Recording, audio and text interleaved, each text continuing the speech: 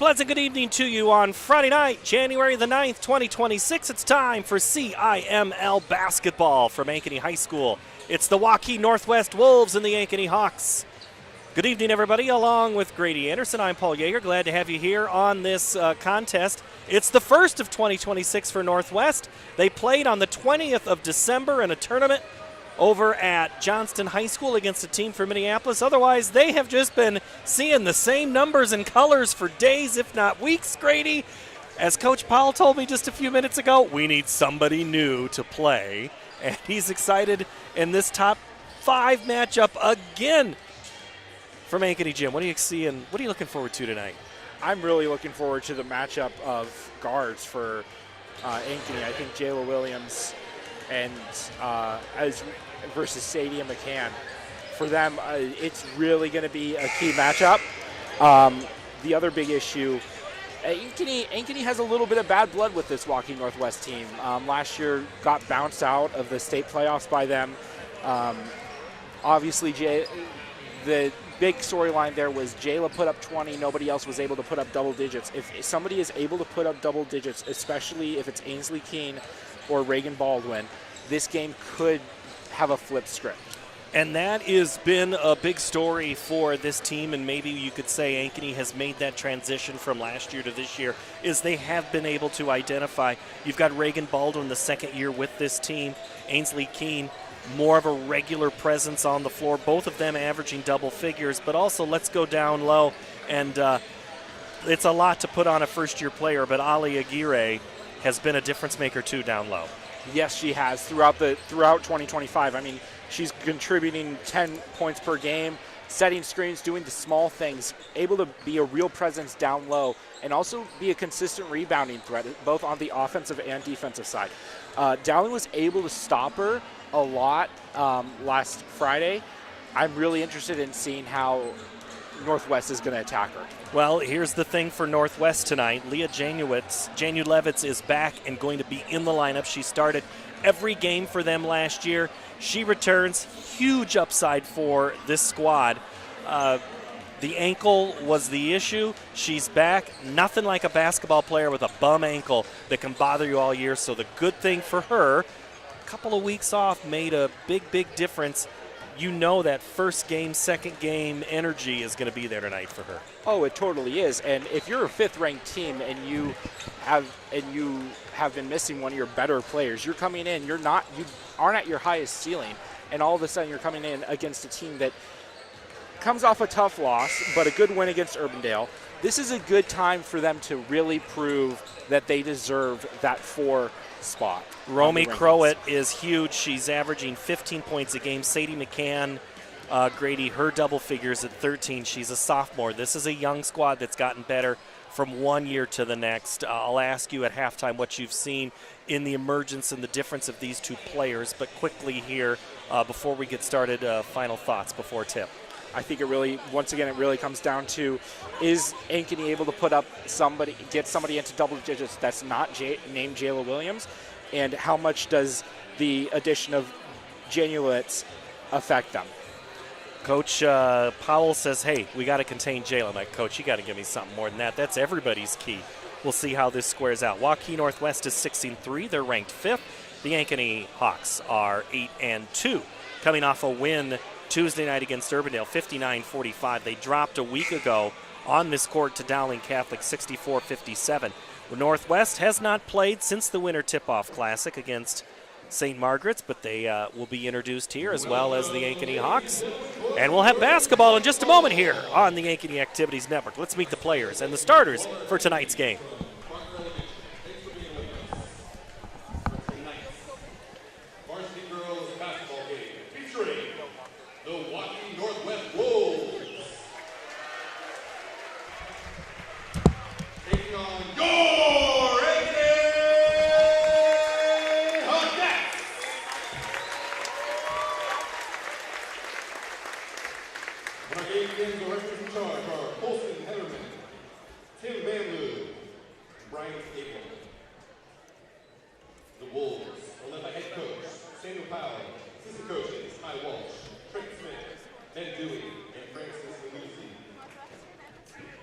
Starting lineup. For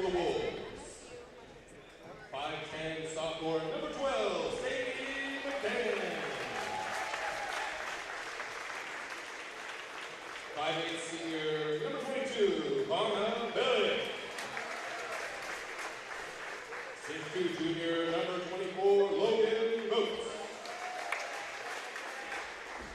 5'9", junior, number 32, Romy Rowan. And 6'1", junior, number 34, Cassidy Danberg.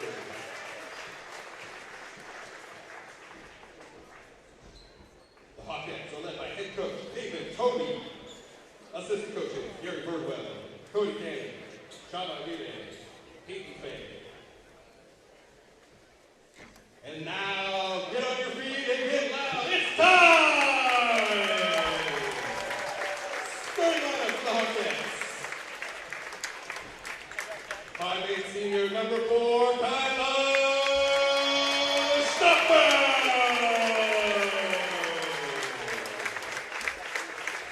5'9" senior, number 22, Jayla Williams.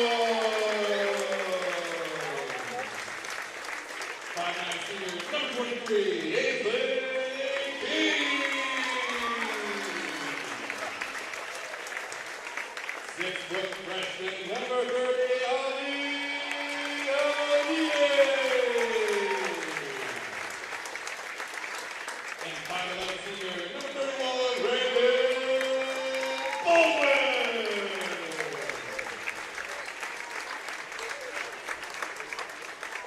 Thank you to our two captains of James Parker Elementary, Nora McCarthy, Presley Hunter.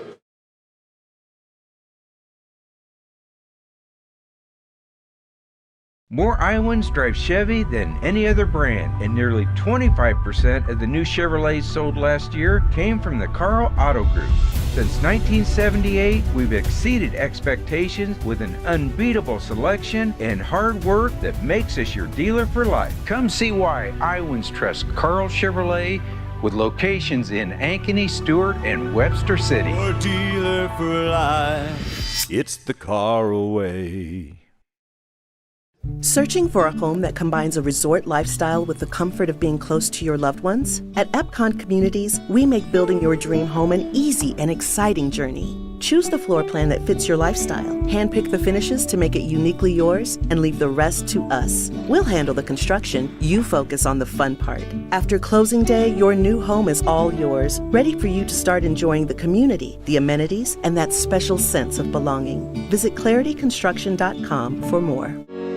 My real estate team knows that sports and extracurricular activities contribute to a well-rounded education. As an Ankeny mom, I have seen how important they are for success in school and beyond. I've been helping families here for over 20 years as a realtor, and I know that our schools and community activities are second to none. That's why people love to call Ankeny home, and that's why I am a supporter. If I can help you or anyone you know find the perfect home in Ankeny or the Metro, let's talk. And now it's time to cheer on our kids.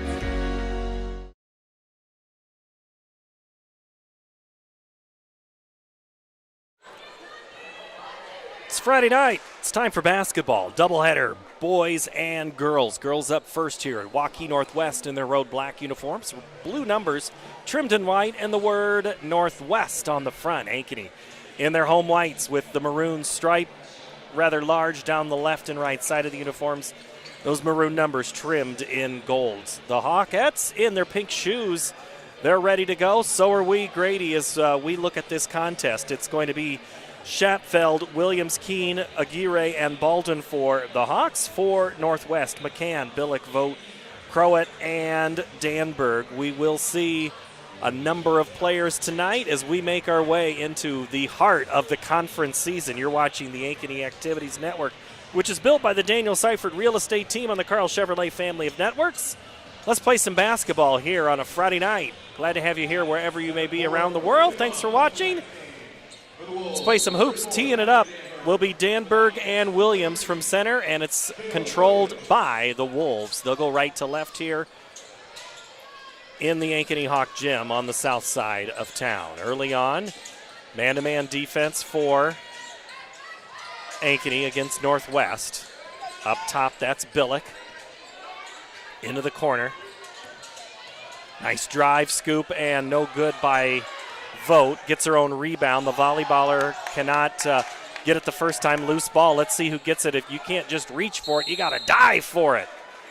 And it's going to be a held ball. It'll go to Ankeny's way. immediately swarming defense by Ankeny, and it's immediately resulted in a turnover. That's going to be huge for Ankeny. Keene will walk it up. No score, 30 seconds in. Keene this week announced her commitment to Midland, which is in Nebraska. Williams gets her immediate double team escort. Shapveld, top of the key. Now Williams, she'll turn, pop, shoot the three, no good. Rebound, you guessed it. Romy Crowett, you're going to see her name, hear her name a lot tonight. The runner won't go for Billick, but she's fouled in the act of shooting. We'll have a pair. It's going to be charged to Kyla Shapveld.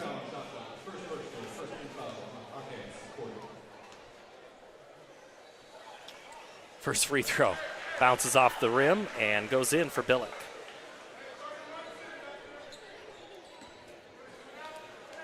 Vaughna dribbles left, right, shoots it with the right hand, misses the second one. Keene gets the board.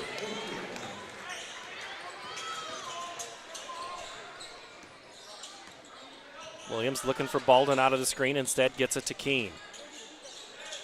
Aguirre on the three, drives down from the right block over the defense of Danberg, and it's a rebound, Wolves. Here comes Crowett.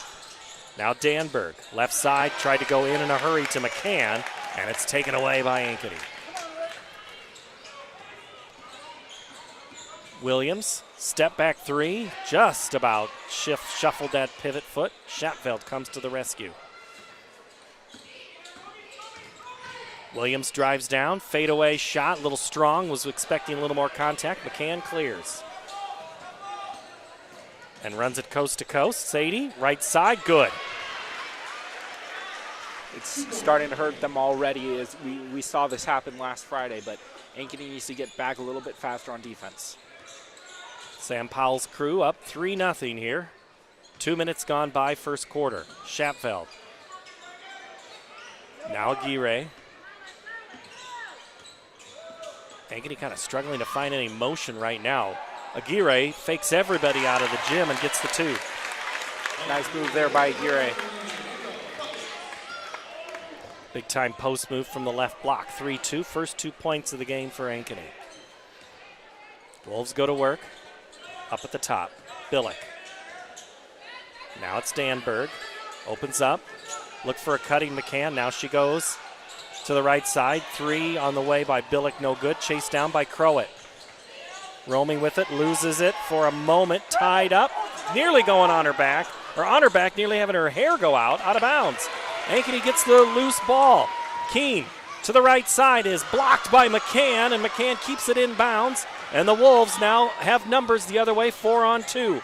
Crowett is fouled, and she'll get 2 shots. Good defense there by Ankeny, but unable to convert on that fast break, and Northwest able to go on their own fast break. I think Keene thought she was going to maybe be able to draw some contact on the other end. Instead, great defense by McCann.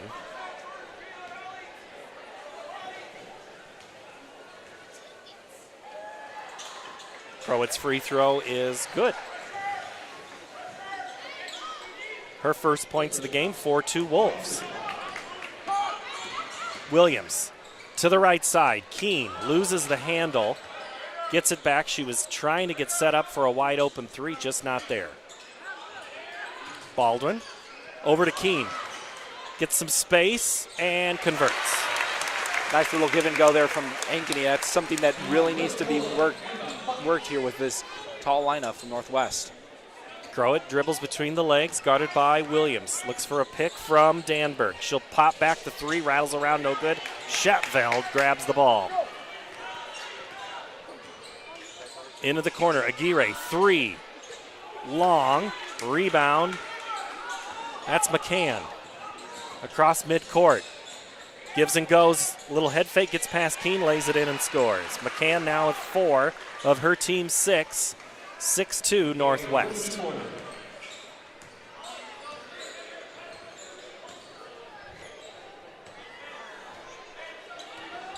Williams kind of kept quiet. She gets a lot of attention from the jerseys in black, and then Williams powers through on her own rebound for her first bucket of the night. Tied at 6. That's just simply a case of bad luck from Northwest. Did everything right, but Williams able to get the offensive rebound. Vogt. Now Crowett. Romy pulls it up. Danberg again opens up that, uses the right pivot foot, swings back to the left into the corner. Crowett gets behind her defender. Shake, bake, score. Crowett, an excellent soccer player, did a header fake right there. Wolves get the lead back. Aguirre. They're daring her to take the 3. She puts it on the floor, loses her dribble. Now it's Schapfeld. 3 minutes to play. Schapfeld's 3, no good. Rebound pretty easy there for Logan Vogt.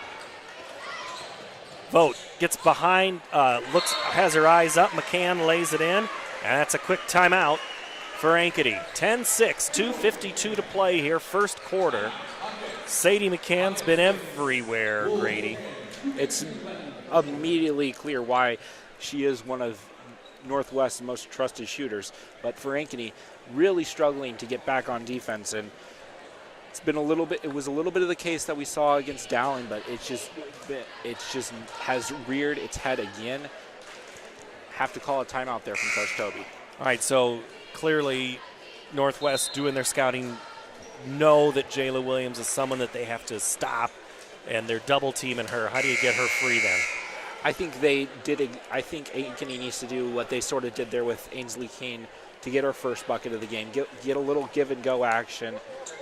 Make her move off the ball with some quick movements.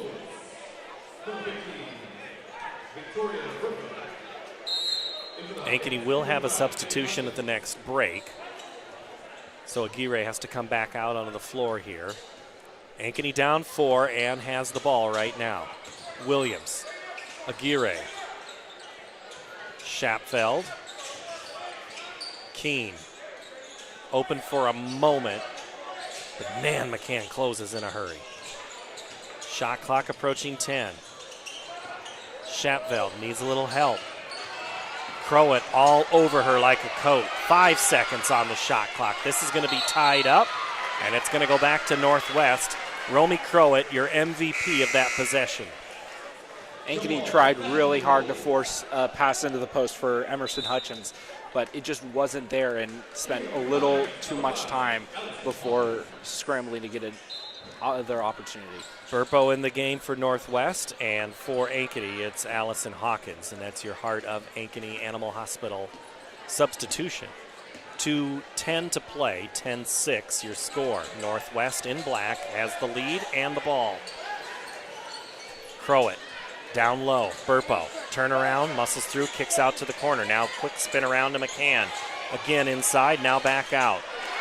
Williams steps in front of it. Now she's going to let the horses go, and they're going to say double dribble. Turnover. That was a little helter-skelter. Emerson Hutchins out. I think Williams thought that Northwest got a hand on it as she was bringing it up. But still, double dribble, and waste opportunity there for Ankeny. Northwest with a 4-point lead and the ball now here in the first quarter. Crowd starting to settle in here on the home side. Northwest still trickling in. Going to hear the pep band. We're going to have ourselves a good old-fashioned high school basketball night here in Ankeny. Danberg, guarded by Schapfeld. 15 on the shot clock. Janu Levitt's back in. Now the interior pass, a little too much from Burpo, and Ankeny has it. Williams looks for the screen. Step back 3. Long. Rebound McCann, or Danberg that is.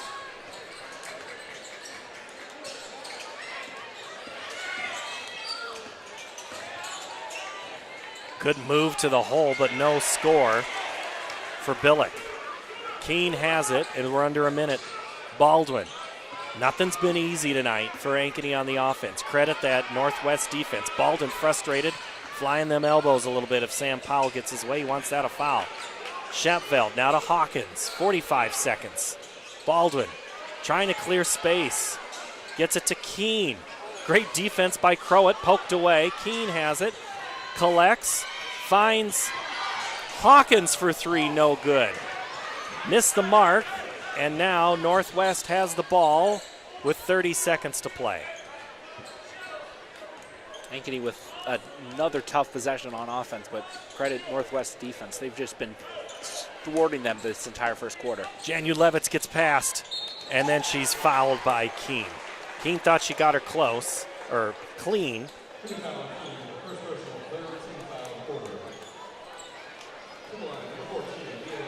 Going to the line is Leah Janulevitz, who started every game last season, had the ankle injury early in December. First free throw is good.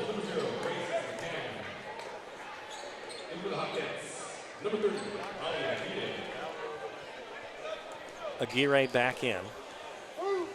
Hawkins goes out. Second free throw is in.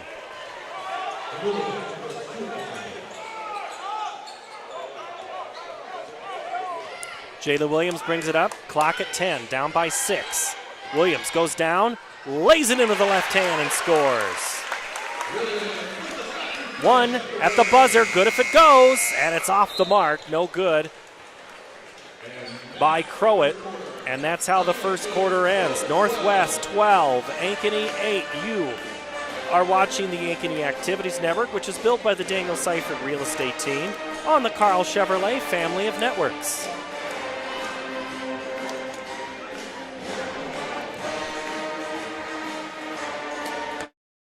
Searching for a home that combines a resort lifestyle with the comfort of being close to your loved ones? At Epcon Communities, we make building your dream home an easy and exciting journey. Choose the floor plan that fits your lifestyle, handpick the finishes to make it uniquely yours, and leave the rest to us. We'll handle the construction, you focus on the fun part. After closing day, your new home is all yours, ready for you to start enjoying the community, the amenities, and that special sense of belonging. Visit clarityconstruction.com for more.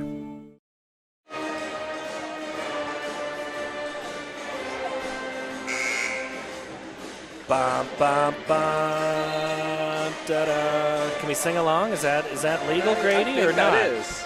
Back here at the Ankeny High School gym, time for high school basketball. Quarter number 1 in the books. Waukee Northwest leads Ankeny 12-8.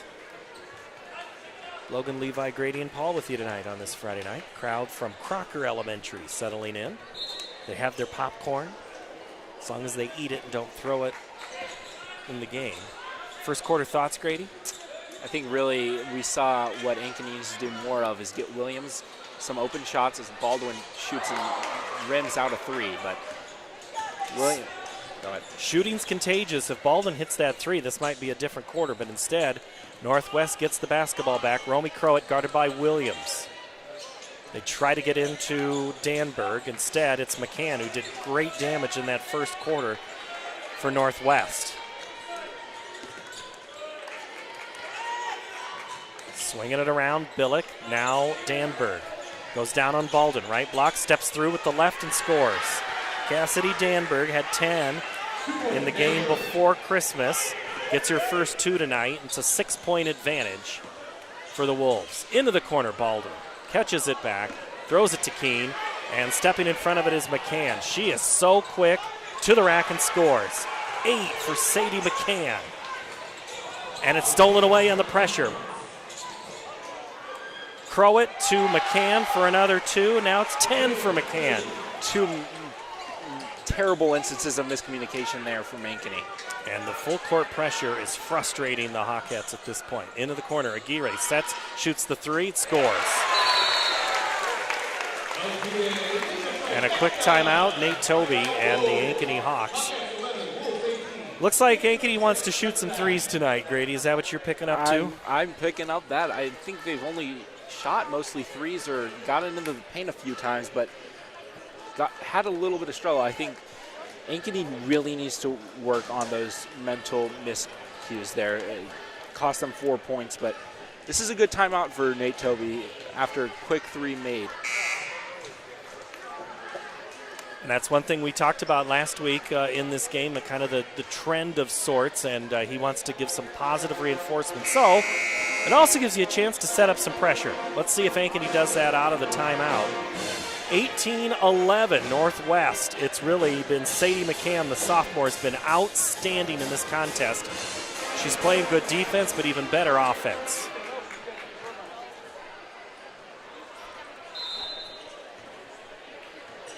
Vogt inbounds it to Crowett. And Romy brings it up. Now Danberg. Back to Billick. Inside Danberg. Back up top. McCann, 3. Good. That's Vogt. Logan Vogt, the 3. Big shot for Northwest. And again, bringing the full court man-to-man pressure here. And Aguirre thought she was a little closer to the line and didn't quite go after that ball. Watch it go off her fingertips out of bounds. 10-point advantage for Northwest. And they can extend on that here now as we approach the 6-minute mark before half. Billick. McCann. Wow, great first step. They go Danberg. Now it's Croat, guarded by Hawkins in the corner. 3 on the way, and good for Vanna Billick. She now has 4. And now Williams has it taken away on the double team in the coffin corner. And it's got to be Schatveld. She gets it across to Hawkins. Now Aguirre's 3 is off the mark, and it's off of Northwest. But that just about turned from a terrible possession into a horrible one. But it goes off Northwest, and Ankeny will get it back. Down 13 now, just like that. Wholesale changes. We have a timeout on the floor. Northwest 24, Ankeny 11 on the Ankeny Activities Network. Built by the Daniel Seifert Real Estate Team and the Carl Chevrolet family of networks. At Elk River Contracting, we know a great remodel is a lot like the perfect beard. You can't rush it, and the beauty is in the details most people overlook. Because there are 2 kinds of contractors, the ones with magnificent beards and the ones you don't hire.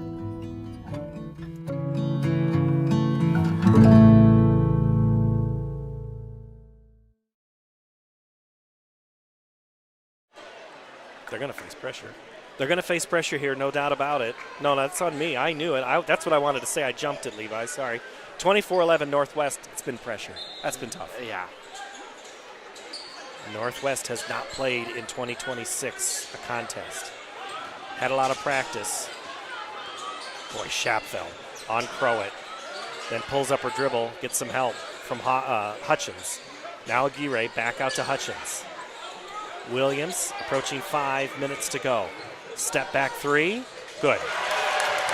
That's the best look Williams has gotten all game, and it was a step back 3 off a screen. You talked about it in the open, Grady, about somebody other than Williams has got to score, but Williams has to score too. Yes. Ankeny just needs some buckets here. Now down 10. Burpo has the pass poked away. Billick dribbles from left to right, pulls up her dribble. Burpo off her foot, gets it back, bumps, and she is going to travel and pull that pivot foot. Our officiating crew tonight, Colson Hesterman, Tim Van Loo, and Brian Abel. Into the ball game for Northwest, Leah Janulevitz. We talk a lot about Ali Aguirre, but something that really is noticeable is the mental side. That was a good double there to force the travel. Aguirre, they get the inbound to her. Then she gets through the double with a quick pass. Schatveld looking for Williams. Instead goes Aguirre, left side. Ali still dribbling. Hutchins, now Keene, who's been quiet. Tries to get the 3 off, does, misses the mark, and stays in bounds for Crowett.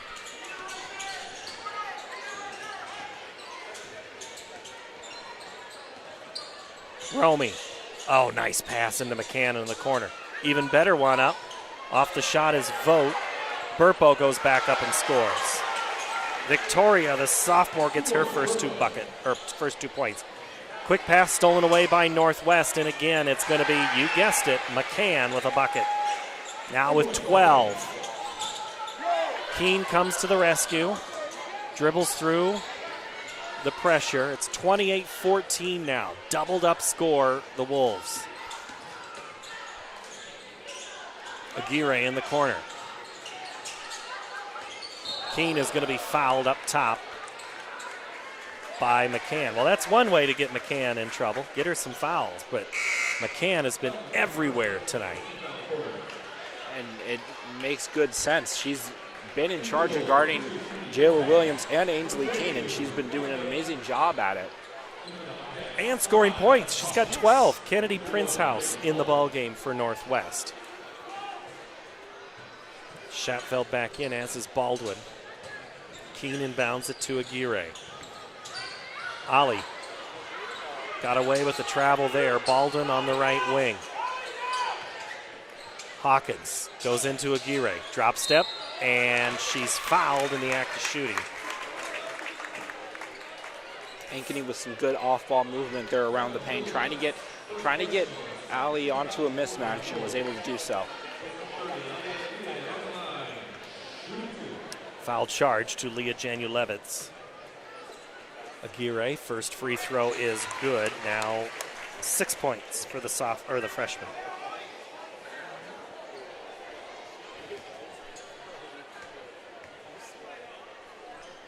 Second one is good.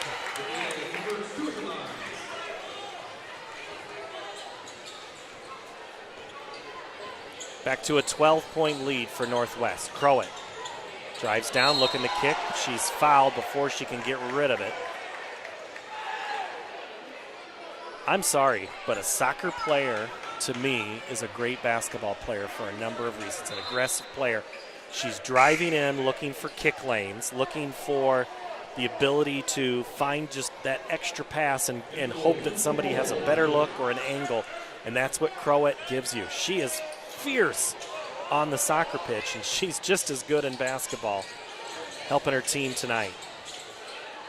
I totally agree. I mean, you look at Ankeny's best defender last year was Dylan Goloviak, and he's currently on a soccer scholarship. There's just something different about that. Crowett drives and scores.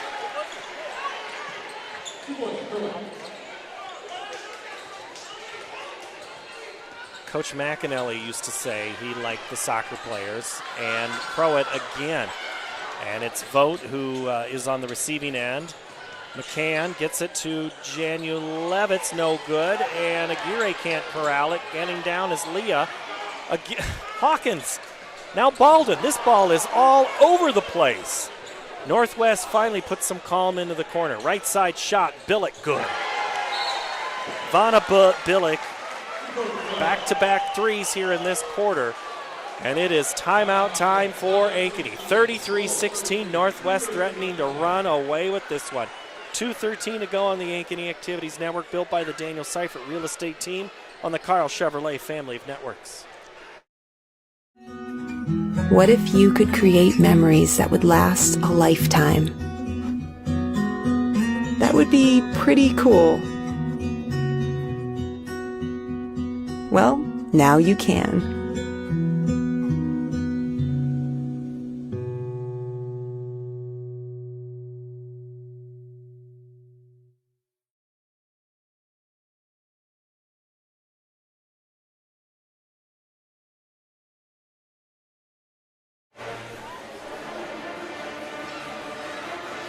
Urbandale and Waukee matched up tonight. Dowling and Southeast Polk, and Centennial and Johnston. The first two you can see on CISN, as well as this game here on the Ankeny Activities Network through CISN. Right now, if you joined us midway through the first quarter, you don't know how it happened. Pretty easy. Watch the defense by Northwest. They've employed the press, and it has been phenomenal. Ankeny breaks it now. Keene pulls up her dribble, now gets it back to Aguirre, who pulls up, launches the three, and hits the bottom of the net. 10 for the freshman. She's at her average. The Hawks are going to need a lot more shots like that. Now they have to play defense. 14-point advantage, and Ankeny gets a stop and a steal.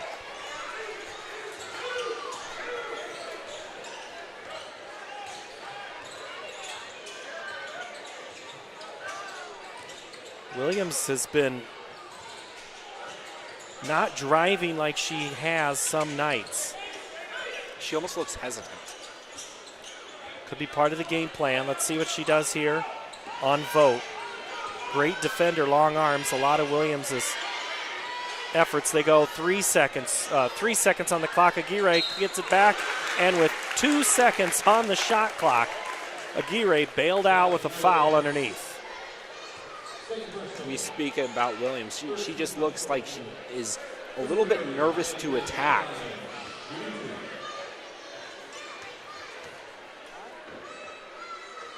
Rattles out on free throw number 1 for Aguirre.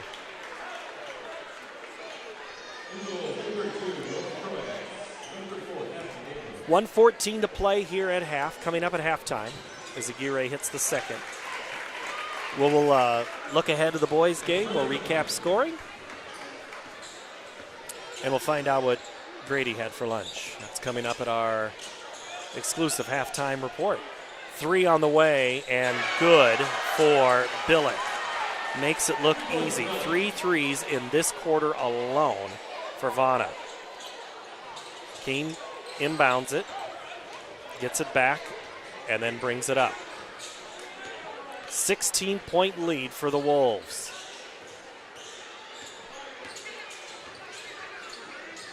Keene nearly gets her pocket picked by Croat. Keene finds Williams, and she had Baldwin wide open. Instead, she tried to throw it to Trent Condon down on the baseline. Going to have a substitution coming in for Ankeny is Kyla Shapfeld. Out is Emerson Hutchins on the Heart of Ankeny Animal Hospital substitution. Waukee can hold it for 1. Shot clock is turned off. Logan Vogt brings it up across midcourt. She'll dribble and hold. Now Romy. Danberg, now Vogt. 6 seconds. Croat's 3 from way out is good. Everything is going in the basket for Northwest. I think that just summarizes how this half has gone for Northwest. Ankeny does everything right there for defense, but a long-range 3 is just swished, and it's a 19-point lead for Northwest now. 39-20, an incredible second quarter. 17-12, Northwest wins that quarter. No, I have that. 22-12. Yeah, 22-12. We'll do the math. We'll come back. This is the Ankeny Activities Network built by the Daniel Seifert Real Estate Team on the Carl Chevrolet family of networks. More Iowans drive Chevy than any other brand, and nearly 25% of the new Chevrolets sold last year came from the Carl Auto Group. Since 1978, we've exceeded expectations with an unbeatable selection and hard work that makes us your dealer for life. Come see why Iowans trust Carl Chevrolet with locations in Ankeny, Stewart, and Webster City. Your dealer for life. It's the Carl way. My real estate team knows that sports and extracurricular activities contribute to a well-rounded education. As an Ankeny mom, I have seen how important they are for success in school and beyond. I've been helping families here for over 20 years as a realtor, and I know that our schools and community activities are second to none. That's why people love to call Ankeny home, and that's why I am a supporter. If I can help you or anyone you know find the perfect home in Ankeny or the Metro, let's talk. And now it's time to cheer on our kids.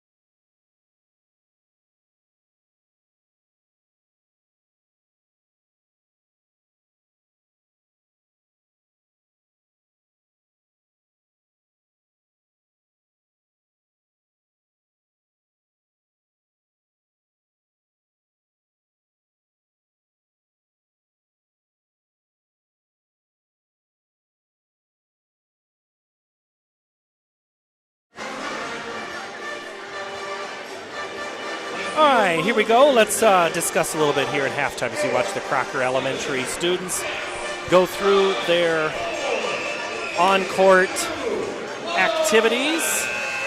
That's always fun to get on the court. Let's take a look at some of the scoring for the visiting Waukee Northwest Wolves. Sadie McCann, 12 points. Janu Levitz Kamalia has 2. Vanna Billick, 10. 3 for Logan Vogt. 8 for Romy Crowett. 2 for Cassidy Danberg. 2 for Victoria Burpo. For a total of 39 points for Ankeny. They've gotten scores from Williams has 7, Keene 2, Aguirre 11. So Baldwin is yet to score. Either has Schapfeld in that starting lineup. Hawkins has played some, so has Hutchins. It's been a lot of threes. Billick 3 threes in that second quarter, Grady. Kind of a big deal. Yeah, it's Ankeny has done a pretty solid job in the paint, but they've just been leaving Northwest's key three-point shooters wide open. And sometimes it's just been that they've just had Caitlin Clark range. Yeah. Yeah, and so if you're Ankeny, we'll discuss strategy here in a little bit. But let's take a look real quick at the boys' game as a preview if we could. The Wolves 7-1, number 2 in Class 4A. They lost to Cedar Falls last week in the conference crossover game. They played that in Cedar Rapids, 74-69. Ankeny played Tuesday night against Urbandale on this court and lost 71-63. They had beaten Prairie on Saturday over in Cedar Rapids at that same event. That was a 17-point win, but tonight it's going to be 4-4 versus 7-1. Northwest, Mac Heitland, you remember him from football, the quarterback who could multi-offers D1 to pick. He doesn't even know which sport. Could be basketball, could be football. Colin Rice, we know he's going to Nebraska. Nash Kukin's only a sophomore. That guy has offers, major offers from big-time programs. Landon Davis going to Illinois. Isaiah Oliver going to Iowa to play football. Then you got a guy on a bench who's going to go to Wake Forest. There's a lot of athletic talent.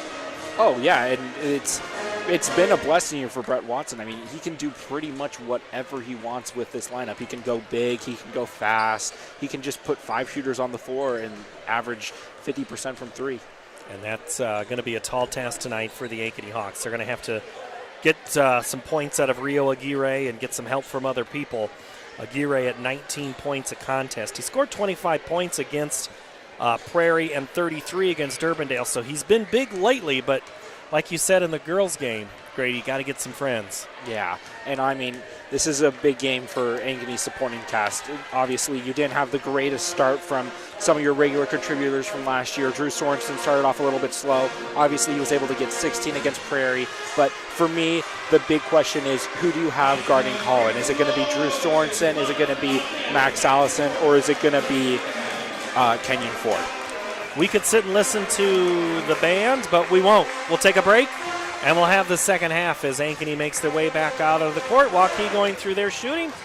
39-20 after an incredible 27-point second quarter for Northwest. 39-20 your score. This is the Ankeny Activities Network, built by the Daniel Seifert Real Estate Team on the Carl Chevrolet family of networks. We're here at US Cellular, Frost Days, where our customers get exclusive deals just for them. It's like we got our own special club. Should we show them?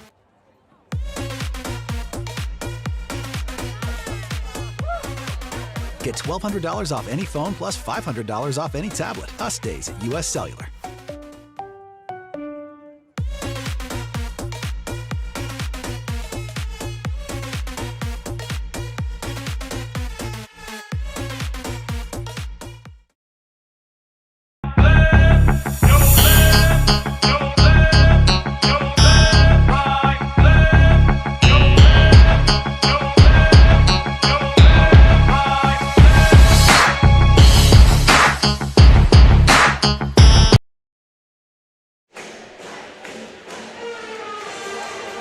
Final seconds here before we get ready for quarter number 3 and half number 2.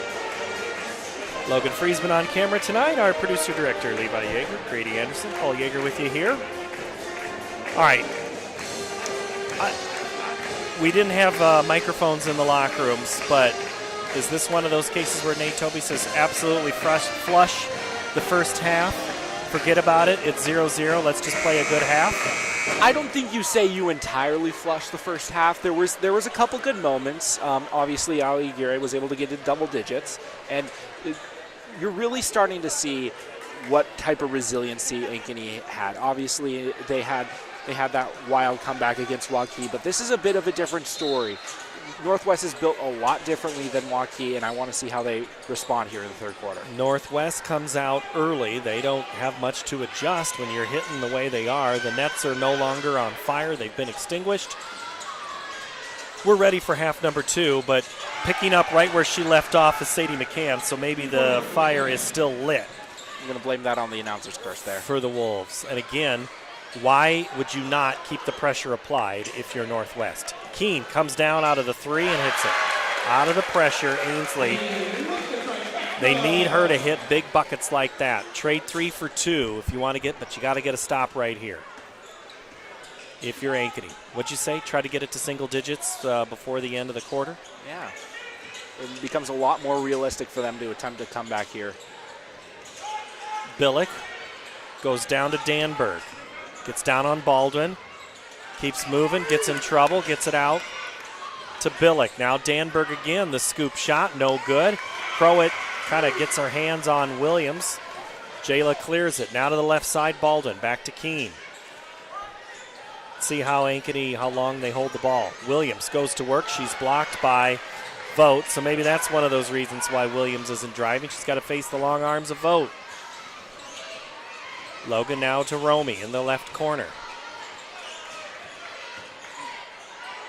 Romy travels. Crowett turns it over at the 6:33 mark, third quarter. Northwest 42, Ankeny 23. Again, here comes full court pressure by the team in black and blue. Back to Shapfeld, now Aguirre. Pulls up her dribble. Now Keene in the corner, Baldwin, who's yet to score. They try to go to her, but just tipped on the way. Northwest gets their hands on everything. It's easy to do when you have a team this tall and this fast. Well, they're pretty good at volleyball, too. Yes. Good long athletes. Aguirre from the right block, not quite in the right spot, misses. Crow at the board, gets behind the defense, and scoring way too easy is Logan Vogt. Vogt says, I'll take that every day of the week. Williams has to throw it off of Vogt, and Vogt collects and scores again. Now it's going to have to be a timeout. And that's Coach Toby saying you can't just throw the ball off the leg. You're going to have to do something different. They'll talk about it in the timeout. 5:51 to go. This is the Ankeny Activities Network, built by the Daniel Seifert Real Estate Team on the Carl Chevrolet family of networks. My real estate team knows that sports and extracurricular activities contribute to a well-rounded education. As an Ankeny mom, I have seen how important they are for success in school and beyond. I've been helping families here for over 20 years as a realtor, and I know that our schools and community activities are second to none. That's why people love to call Ankeny home, and that's why I am a supporter. If I can help you or anyone you know find the perfect home in Ankeny or the Metro, let's talk. And now it's time to cheer on our kids. Aguirre's there, but 46-23 our score here out of the timeout. The pressure has been hard for Ankeny to break. I mean, you have Jayla Williams there, but there hasn't been really anybody else there to help the inbound. This is a different look where you have three girls all in the backcourt trying to get open. Shapfeld gets it into Keene, who gets shoved, but no call. Baldwin over back towards Keene, now cross midcourt. Shapfeld looking for a double screen to materialize.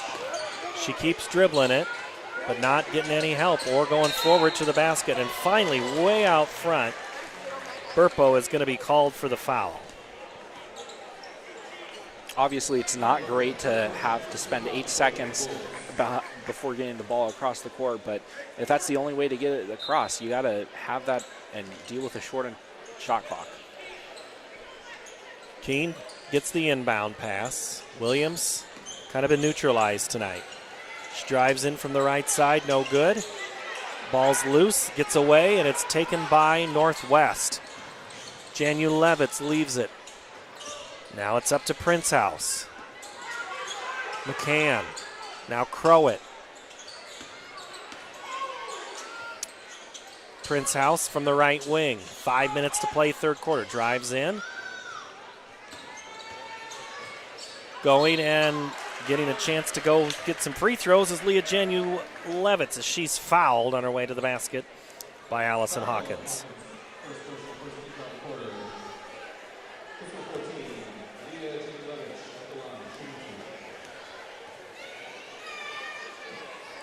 Leah's first shot is good. She now has 3 points. They've all been free throws. Back in, Logan Vogt. Out goes Sadie McCann. McCann takes her 15 points to the bench. She had 22 against Waukee earlier this season. And the second free throw is good by Leah. More pressure. Keene gets the inbounds. Pulls it up. Now it's Schatveld. Baldwin in the corner. Tipped away. Vogt has it, and it's going to be out of bounds. Back to Ankeny. Reagan Baldwin tonight held scoreless. Aguirre and Hutchins come in. Hawkins and Williams go out on an Heart of Ankeny Animal Hospital substitution. Keene's looking for Aguirre, needs some help, gets it into Hutchins. Aguirre drives down right side, high off the arcing shot, no good. Crowett plays weak side, gets it up to Janu Levitz. Crowett down on Keene, gets past her. Hutchins gets her right arm up and blocks the shot. Then pulls up her dribble and needs help. Ainsley Keene comes across midcourt. Baldwin launches the three, and that's good. That's huge. 48-26, 18-point advantage. No, 22, sorry. Math's hard, Paul. 4 minutes to play, third quarter.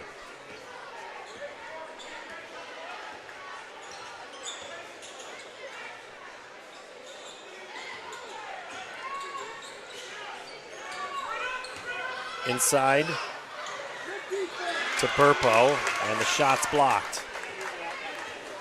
Good defense there from Hutchins. Hutchins on the block. Keene keeps her dribble, down on her knees. Now Aguirre. Baldwin, who made a three the last trip down the floor. Keene gets in, has it blocked. Again, Logan Vogt. That volleyball skill is just... I just would like to see more volleyball players play basketball, just for the defense alone. It's kind of the same exact case with soccer. I mean, soccer, you have the faster girls that are just able to be physical. With volleyball, you have the vertical. Timeout on the floor, 48-26, Northwest in control here on the Ankeny Activities Network.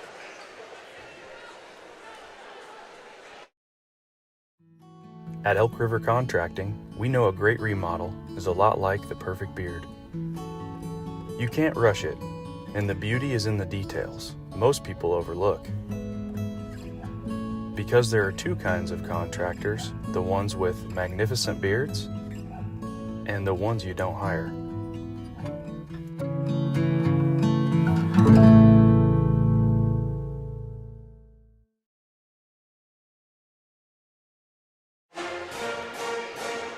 Here on the Ankeny Activities Network, which is built by the Daniel Seifert Real Estate Team and the Carl Chevrolet family of networks.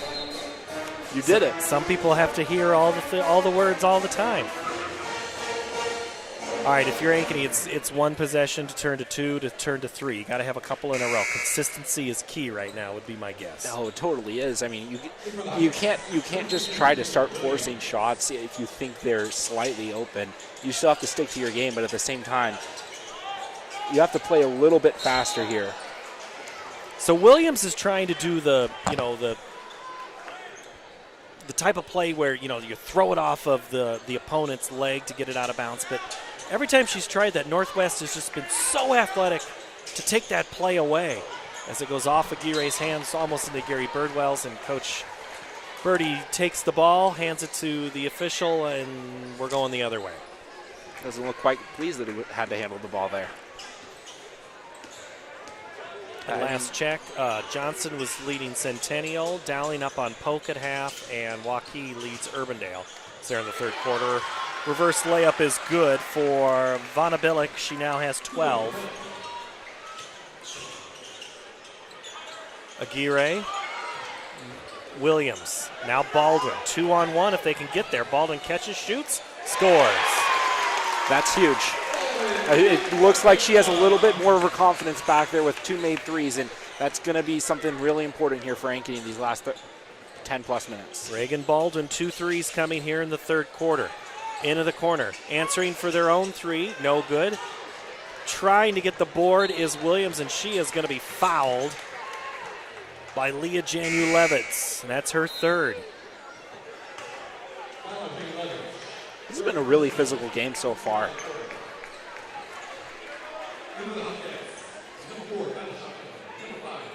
Keene goes out. Shapfeld, Hawkins come in. McCann back in for Coach Sam Powell. Aguirre walks it up across midcourt. Now Shapfeld and Williams. 2:15 to play, third quarter. Aguirre dribbles down left side, collects, uses the glass, and scores. Ali's first bucket of the second half as we're at 2 minutes and a 19-point lead for the Wolves. Nice backdoor cut, McCann left side. What can Sadie not do?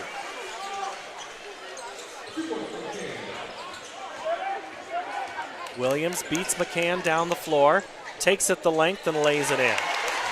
Not stop Jayla down the floor.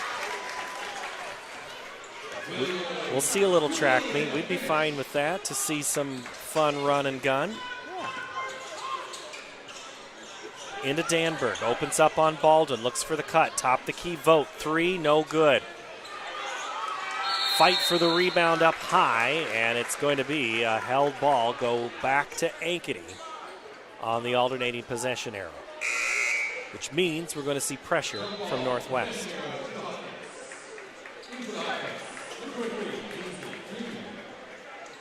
Keene back into the ball game. Aguirre goes out.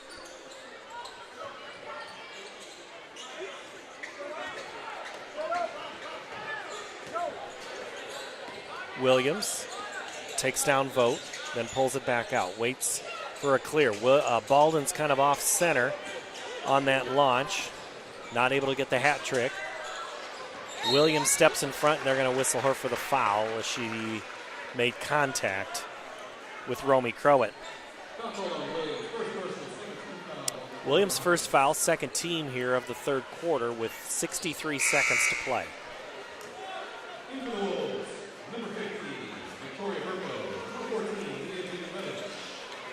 Really appears that they're using Emerson Hutchins as sort of the stopper for Liv Brown whenever she comes in. I mean, immediately Toby substitutes her in.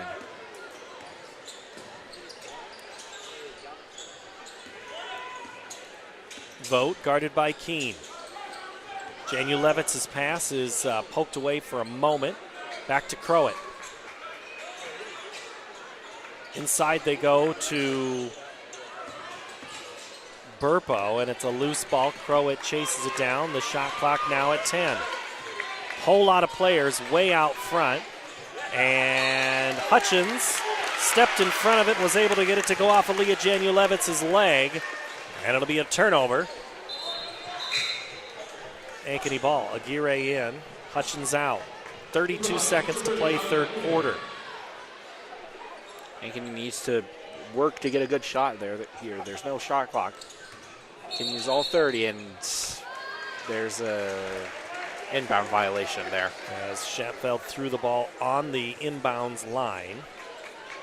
So a turnover, so back to Northwest. Burpo pulls up her dribble. Janulevitz quickly has 3. White jerseys. She travels with it.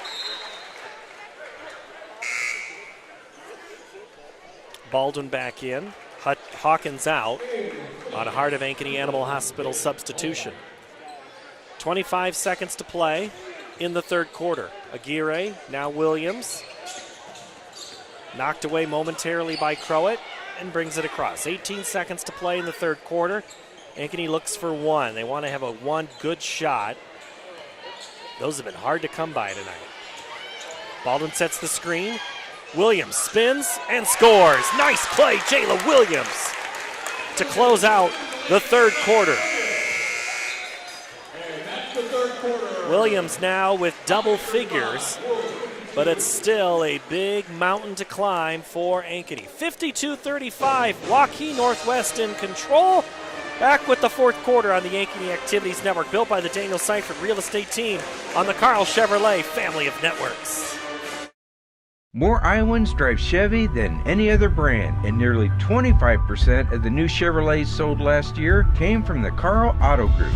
Since 1978, we've exceeded expectations with an unbeatable selection and hard work that makes us your dealer for life. Come see why Iowans trust Carl Chevrolet, with locations in Ankeny, Stewart, and Webster City. Your dealer for life. It's the Carl way.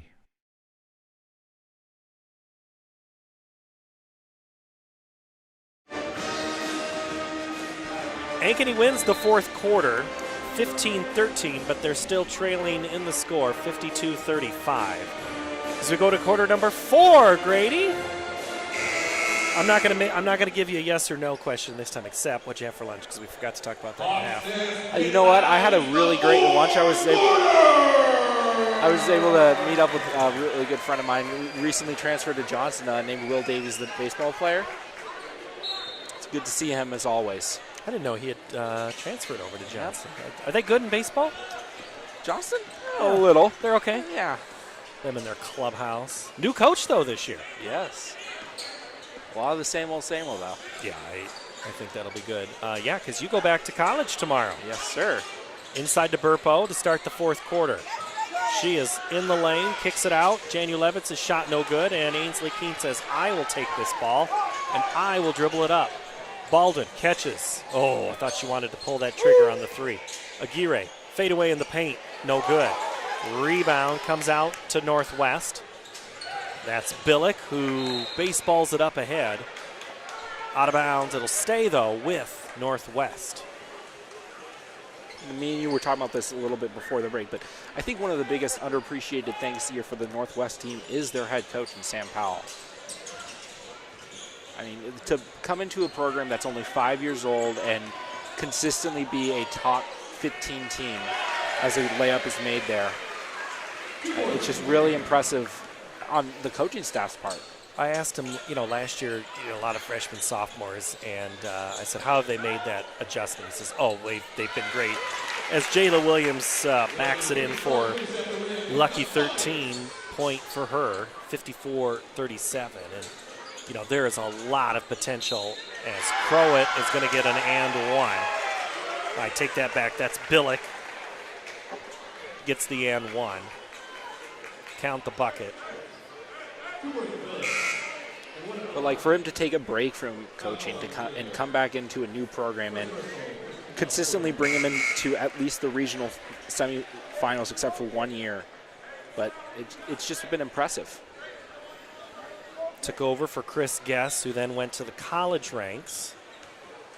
And Coach Guess back at Van Meter as Billick gets the bucket.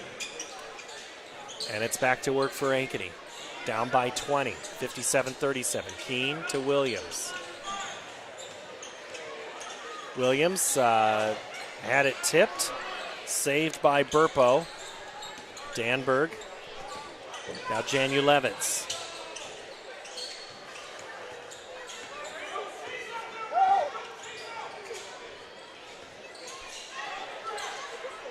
Billick. Danberg looks for the cut. Northwest in no hurry, and Keene's going to be called for the foul on the transfer over there.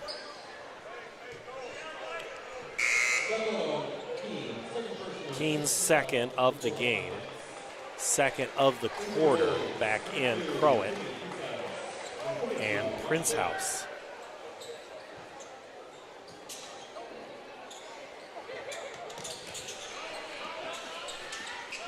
Kennedy Prince House, one of the seniors on this team. One of very few. Yeah, and Grace McCann, a freshman.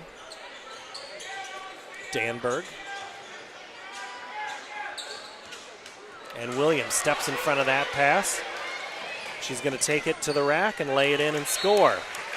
Williams now with 15, and Ankeny takes their final timeout of the game at the 5:48 mark. 57-39 on the Ankeny Activities Network, built by the Daniel Seifert Real Estate Team on the Carl Chevrolet family of networks.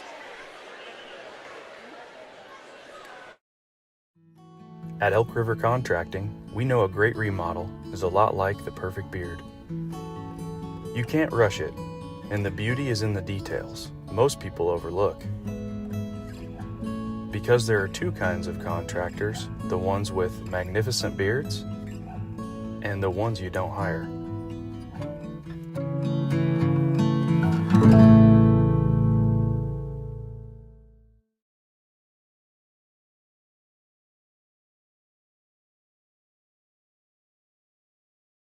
Dowling wins 63-25. Final from the east side. Dowling beats Southeast Polk 63-25, the second-ranked Maroons. Urbandale and Waukee tied up in a good one. Urbandale, the Jayhawks, to get their first win in conference action quite some time last Friday night. Trying to put together a second Friday night in a row. Ankeny brings a little pressure of their own now. They've just not had enough made baskets to elicit the pressure. It's Northwest with McCann into the corner to McCann, who stepped in front of the pass for Prince House. 5.5 to play. Crowett, who's been all everything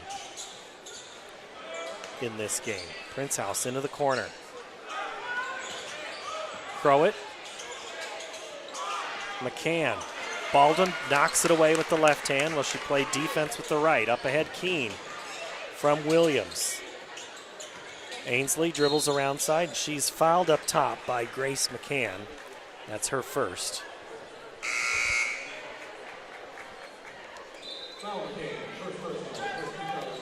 Into the ball game, back for Northwest. Billick and Vogt. Prince House and McCann go out on the Ankeny Activities, or Heart of Ankeny Animal Hospital substitution. Keene, left side. Now Williams knocked away by, you guessed it, Logan Vogt.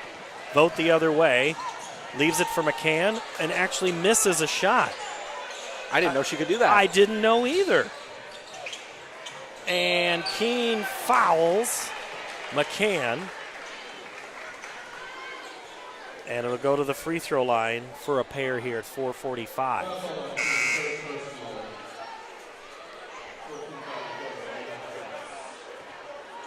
(57-39). Sadie McCann did her damage in the second quarter and in the first quarter. She has 19 points. And a sophomore.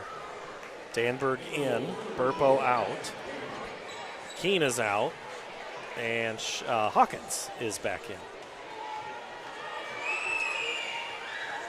McCann misses a pair. Getting the rebound is Vogt. Another chance for the Wolves. Inside. Just going back and forth and scoring it is McCann. 21 points.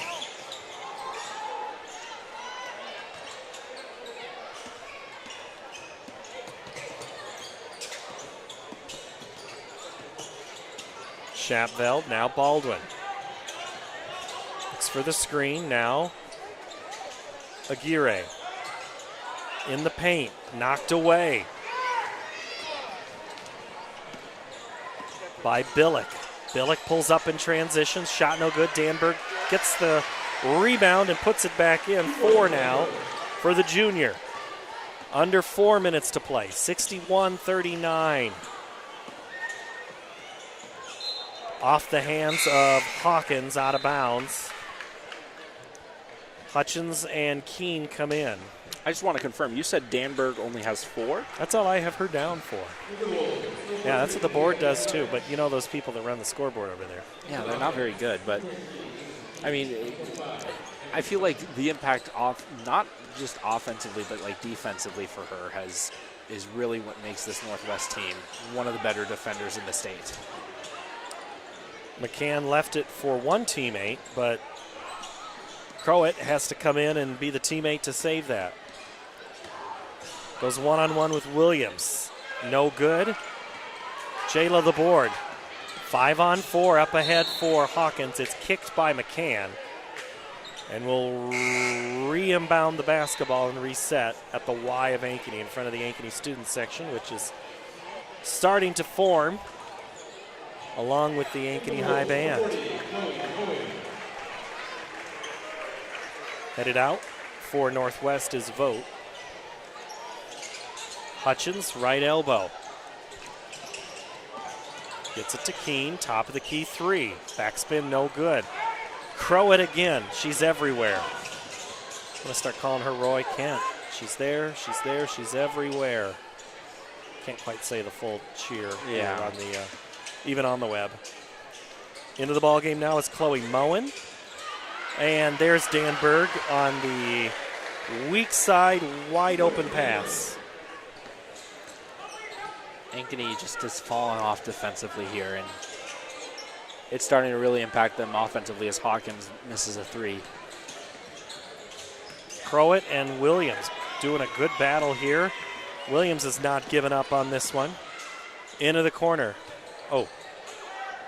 Give and go. Moen is fouled. I tried to find Chloe underneath. And the foul is Kyla Shatfeld, her second. 2 1/4 to play here in the fourth. 63-39. Oh, we have something stuck here on the opposite side. Something fell off. Oh.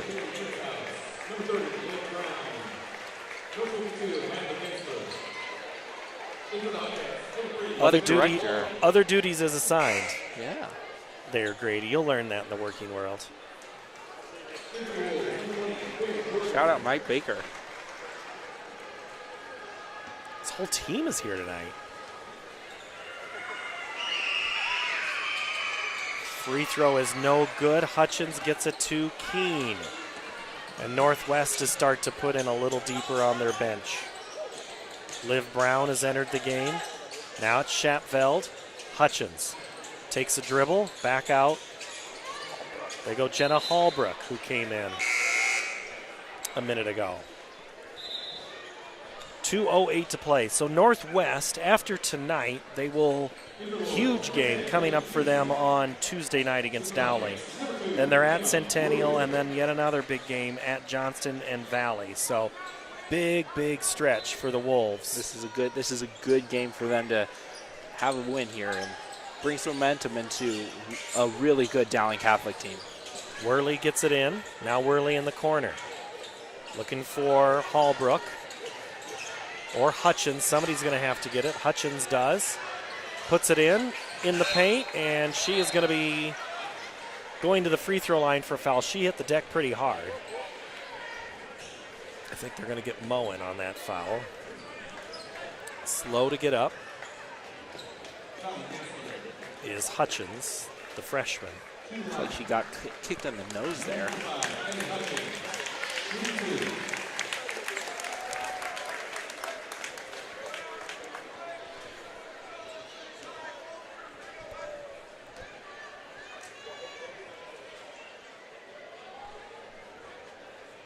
Hutchins' free throw misses the mark. So Ankeny will have the game Tuesday night against Centennial here. Then they're at Valley, at Waukee, and then home with Johnston in a couple of weeks. So a couple of big games ahead for Ankeny. It doesn't matter what anyone's record is in a rivalry game, as Jenna Hallbrook gets the rebound off the missed free throw. Callie Stull dribbles the basketball. Worley Worley pulls up her dribble, needs some help. She's going to get it from Hutchins. Now Stull. Loose ball, knocked away. And Northwest has it here with approaching a minute 20 to play. Gensler drives in. Oh, nice pass into the corner, but off the mark is the three. And Ankeny now has the ball back, approaching a minute. Hawkins. Stull. Stull pulls up her dribble, needs some help, gets it to Hallbrook. Now Worley hits the three, no good. Rebound for Northwest as we're under a minute to play. Driving down and missing the shot is Northwest, and Ankeny gets the ball. And the shot clock should be off. There we go. Going in and missing the shot is Stull. Rebound for Northwest. It's Gensler into the corner. Liv Brown. Final 10 seconds. Northwest will just pass it around. They're going to improve to 7-3 with this win. Big one tonight, 63-39, your final score here from Ankeny High School. Ankeny really struggled throughout this game, especially with the press. I think the big storyline for them was their turnovers. I counted nine turnovers that occurred before the ball got across the court. That's not a winning formula in the long run. For Northwest, it's Vanna Billick, 15-21, Sadie McCann. Logan Vogt, 7, Romy Crowett with 8, Danberg 6, 2 for Burpo, and a total of 63 points. For Ankeny, they have 15 from Williams, 5 from Keene, Aguirre 13, and 6 for Baldwin. That's a final of 39 points. Ankeny falls to 8-3. And they will play Tuesday night against Centennial on the court here on the Ankeny Activities Network. We'll take a break. The boys come out. They'll do their warm-up. We'll have game 2 of our doubleheader. For Grady Anderson, I'm Paul Yeager. You're watching the Ankeny Activities Network, built by the Daniel Seifert Real Estate Team and the Carl Chevrolet family of networks. So when an athlete walks into Nick Garage Fitness, the one thing we want them to know is that this is a phenomenal community. We have the best coaching, we have the best technology, we have the programming that can help them succeed. So whether it's trying to get on JV for the first time, going to that next level on varsity, going from a second string to an all-state player, we have the tools, we have the programming and the coaching in order to take each individual to their next level.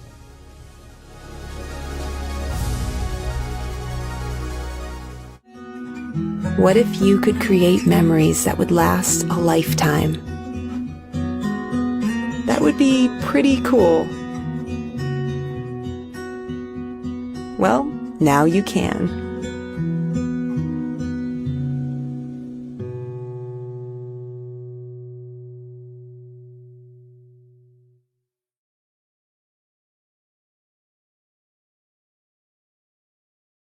West 40 Market in Uptown Ankeny is your place to shop for the best meats, steaks, brats, jerky, and everything in between. Let us be your one-stop shop for all your favorite cuts, all raised on local Iowa farms. Shopping local never tasted so good.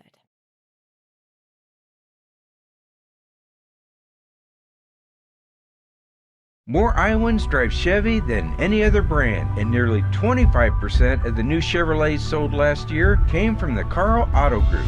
Since 1978, we've exceeded expectations with an unbeatable selection and hard work that makes us your dealer for life. Come see why Iowans trust Carl Chevrolet, with locations in Ankeny, Stewart, and Webster City. Your dealer for life. It's the Carl way.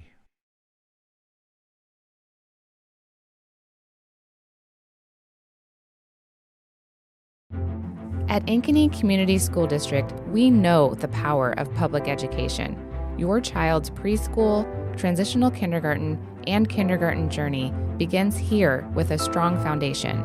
Certified educators provide an engaging curriculum in safe, nurturing environments. Space is limited for preschool and transitional kindergarten. Experience Ankeny. Preschool is free, and the strong start we provide your little learner is priceless. All the pets in Ankeny can't wait to see us at Heart of Ankeny Animal Hospital. Located just south of Uptown, our family-owned and operated practice has yearly plans with monthly pay options.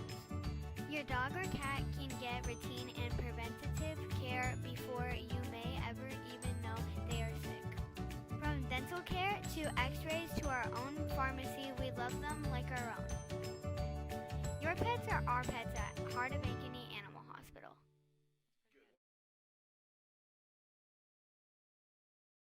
Searching for a home that combines a resort lifestyle with the comfort of being close to your loved ones? At Epcon Communities, we make building your dream home an easy and exciting journey. Choose the floor plan that fits your lifestyle, handpick the finishes to make it uniquely yours, and leave the rest to us. We'll handle the construction, you focus on the fun part. After closing day, your new home is all yours, ready for you to start enjoying the community, the amenities, and that special sense of belonging. Visit clarityconstruction.com for more.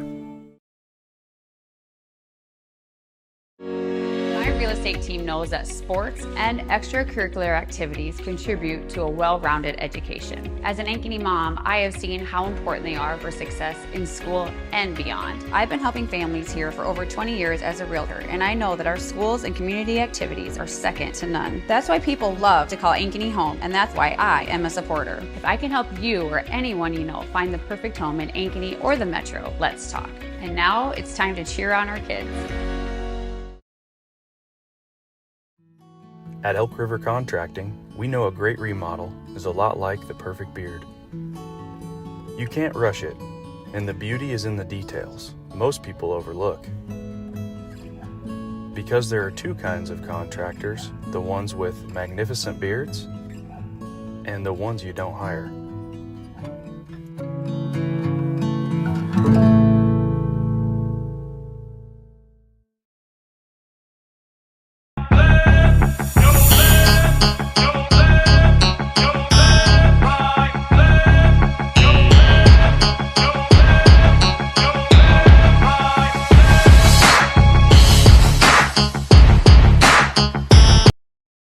We're here at US Cellular, Frost Days, where our customers get exclusive deals just for them. It's like we got our own special club. Should we show them?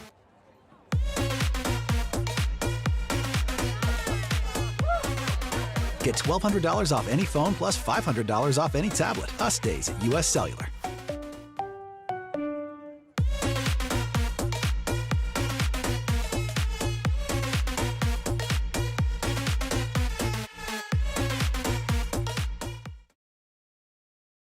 Phones were made to help us connect, yet somehow they've made us less connected. Which is ironic. Don't you think? We try to put our phones down, but we need to pick them up to see the menu. We can't watch something without also watching something else. Ironic. Ironic. But look, here's a phone company who wants you to use your phone less. That's ironic. Yeah, but in a good way. Let's find us again with Us Mode. US Cellular, built for us. Traffic jam. Ugh, and I'm already late.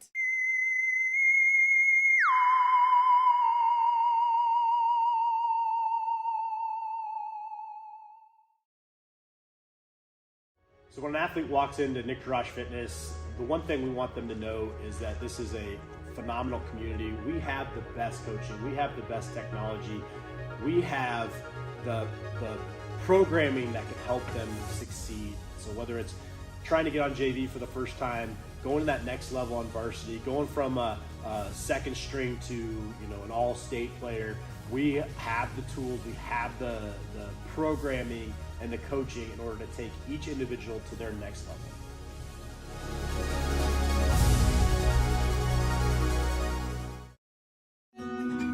What if you could create memories that would last a lifetime? That would be pretty cool. Well, now you can.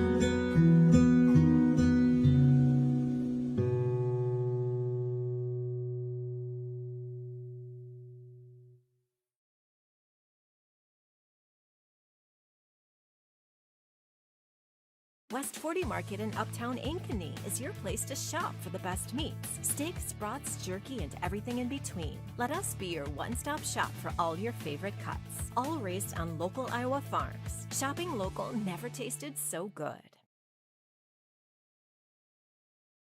More Iowans drive Chevy than any other brand, and nearly 25% of the new Chevrolets sold last year came from the Carl Auto Group.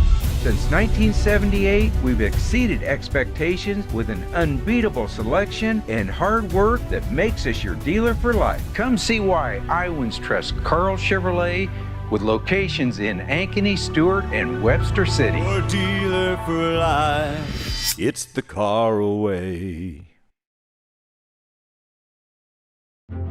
At Ankeny Community School District, we know the power of public education. Your child's preschool, transitional kindergarten, and kindergarten journey begins here with a strong foundation. Certified educators provide an engaging curriculum in safe, nurturing environments. Space is limited for preschool and transitional kindergarten. Experience Ankeny. Preschool is free, and the strong start we provide your little learner is priceless.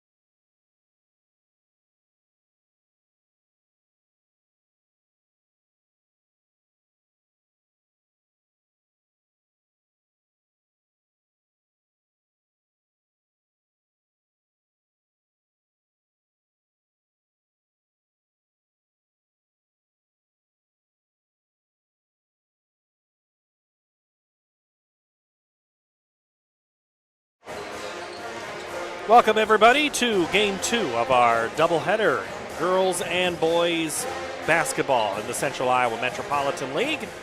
It's Waukee Northwest, number 2 in Class 4A, and the Ankeny Hawks at 4-4. Along with Grady Anderson, I'm Paul Yeager, and if Game 1's any indication, it could be lopsided in a hurry, especially when you bring the talent that Waukee Northwest brings. But Ankeny, they're always looking to play spoiler, and tonight could be that night. How are they going to do it, Grady? Rio Aguirre, and a lot of Rio Aguirre. I mean, he put up 33 against Urbandale with the loss against Urbandale. I think Urbandale is one of the most underrated teams in right now. Yeah. But if they can get another masterclass from Aguirre, they have more than a fighting chance. Obviously, with the talent littered down the lineup, I mean, you have 6 players here that are going to D1 schools, either for football or basketball, but it's going to be tough. I think it can be done. We're talking about guys who could play football or basketball at the next level. Nebraska, Oregon State, Arizona State, Illinois, Iowa. Just talent. And Northwest, runner-up the last 2 seasons, or last year, losing to Valley. Valley is not the same Valley this year. 4A, we could have seen a state final preview in the game last Saturday over in Cedar Rapids between Cedar Falls and Waukee Northwest. It went to Cedar Falls. Northwest did not play on Tuesday. They've been sitting on this one for 6 days. How do you break out of that funk?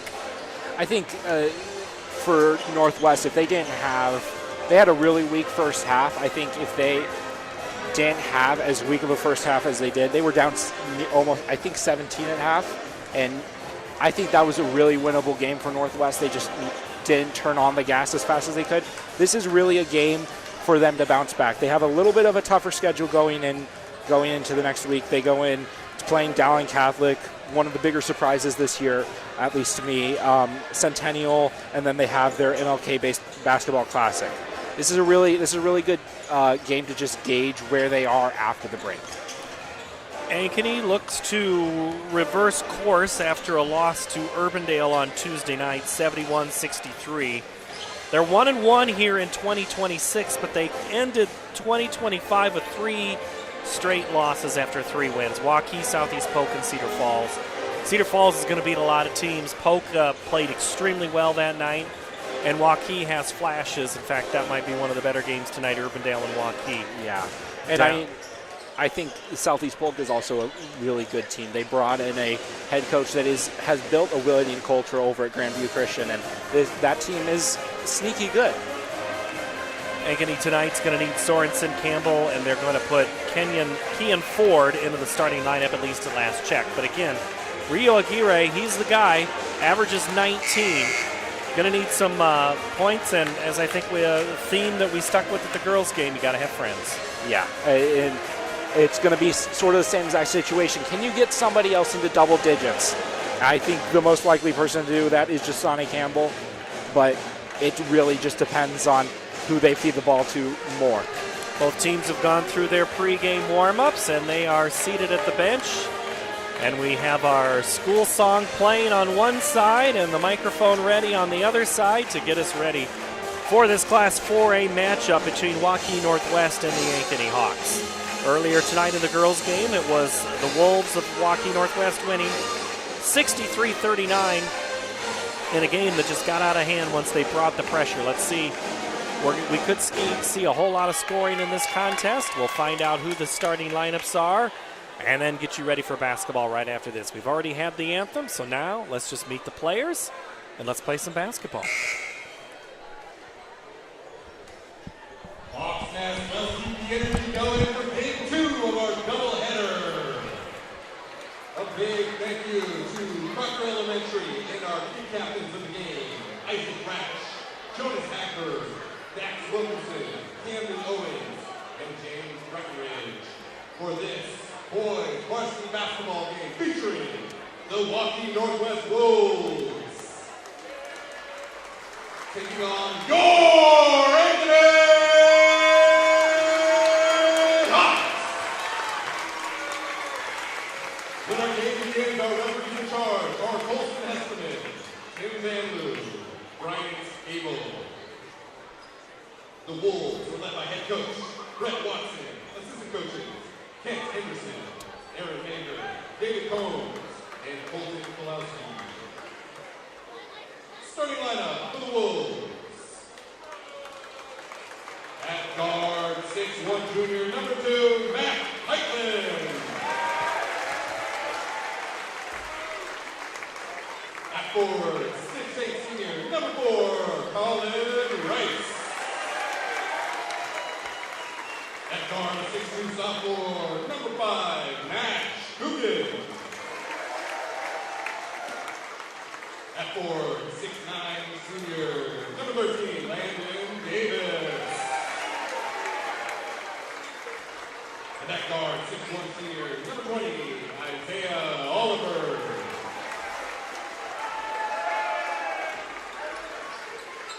The Hawks are led by head coach Frank Carlson. Assistant coaches, Lincoln Conway, Taylor Montgomery, Brandon Johnson, and Mark Rausch. And now, get on your feet and get loud, it's time! Starting lineup for the Hawks. At forward, 6'2" senior, number 23, Drew Sorensen. guard, 6'2" senior, number 23, number 25, Jasani Campbell. At forward, 6'4" sophomore, number 31, Dion Ford. At guard, 6'3" senior, number 35, Rio.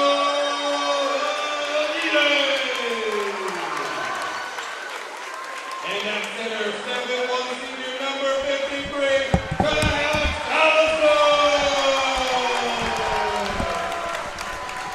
Heitland, Rice, Kukin, Davis, and Oliver for the Wolves. Sorensen, Campbell, Ford, Aguirre, and Allison for the Hawks.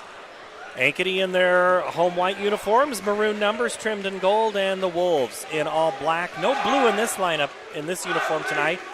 Gray numbers, a final from Waukee in the girls' game. Waukee beats Irvindale, holds on 49-47. Let's see how this one shakes out. Keys real quickly here to this one, Grady. Stopping Colin Rice. Whoever can get on, whoever can keep them down is really important. It also matters. We talked about this with Ankeny getting into double digits, stopping someone else besides Colin Rice from getting into double digits for Northwest. Davis and Allison in the tip-off, and it's taken by the Wolves. They'll go right to left in the black uniforms, gray numbers, Oliver with it. To start things off, goes over the left side to Kukin. Now they go right away, down low, Davis. Gets a double team, waits for Oliver on the cut. Now it's back up tied to Kukin. Top of the key, Oliver, quick move, throws it behind his back. Somehow gets it to Rice, and it's blocked, and Ankeny has it. Aguirre tries to get beyond the defense, extends it with a couple of steps. Allison's tied up. It's going to be a jump ball, and it'll be back to Ankeny with the ball as Allison was over everyone else, but just couldn't rip it away to keep it. Aguirre inbounds it, 30 seconds, no score. Tipped away Oliver. That time, the play that Williams was trying to do in the first game, he was successful in getting it off of Jasani Campbell. I think this is a really good indication here with these flat sets, as it appears that they're going to stick Aguirre on Colin Rice for this game. Up top with Davis. He'll think about the three, instead kick to the corner. Oliver closes in a hurry, reverses course, and scores.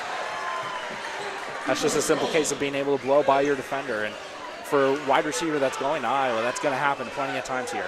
Pretty sure I saw his dad make a play like that a time or two in his career, both high school and in college. Aguirre with it, top of the key. Left side, Campbell. In the corner, guarded by Oliver. Sorensen gets down on Heitland. Lets it a little strong on the runner, won't go. Kukin clears, up for Rice. Drives baseline, gets around Allison. Knocked away. Sorensen rips it away and takes it back for Ankeny. 2-0, Waukee Northwest. Aguirre gets a double team. Needs some help, gets it. And they're going to say that Sorensen stepped on the line. The only one closer to the line was the official right there, 8 inches away. Sorensen was going to start debating that, but when you have an official right next to it, it's going to be hard to do that. Oliver brings it up across the timeline. Gets in. Passed over Oliver, no good. Good rebound by Davis. He fades away, 8 foot, no good. And it's Jasani Campbell for Ankeny. And Oliver won't quit, knocks it up. And again, Northwest tries the alley-oop with Rice, but it's broken up by Sorensen. Give credit also to Ford. Ford's yet to touch the basketball. The sophomore into the starting lineup now in place of Caden Clark. Nice behind the back Sorensen, in trouble, into the corner. Ford shakes, can't seem to get anything in the oven. Aguirre, 10 on the shot clock. Baseline 3, that's blocked by Rice. Out of bounds, it'll go back to Northwest. 90 seconds, 91 seconds gone by, only 2 points in this contest. Northwest bench loving that block there. Great defense throughout the first 2+ minutes here. Northwest averaging 69 points a game to Ankeny's 60. Oliver gets deep in, a little too deep. He stepped on the line in front of the student section. and DJ, the principal, and we're going back the other way.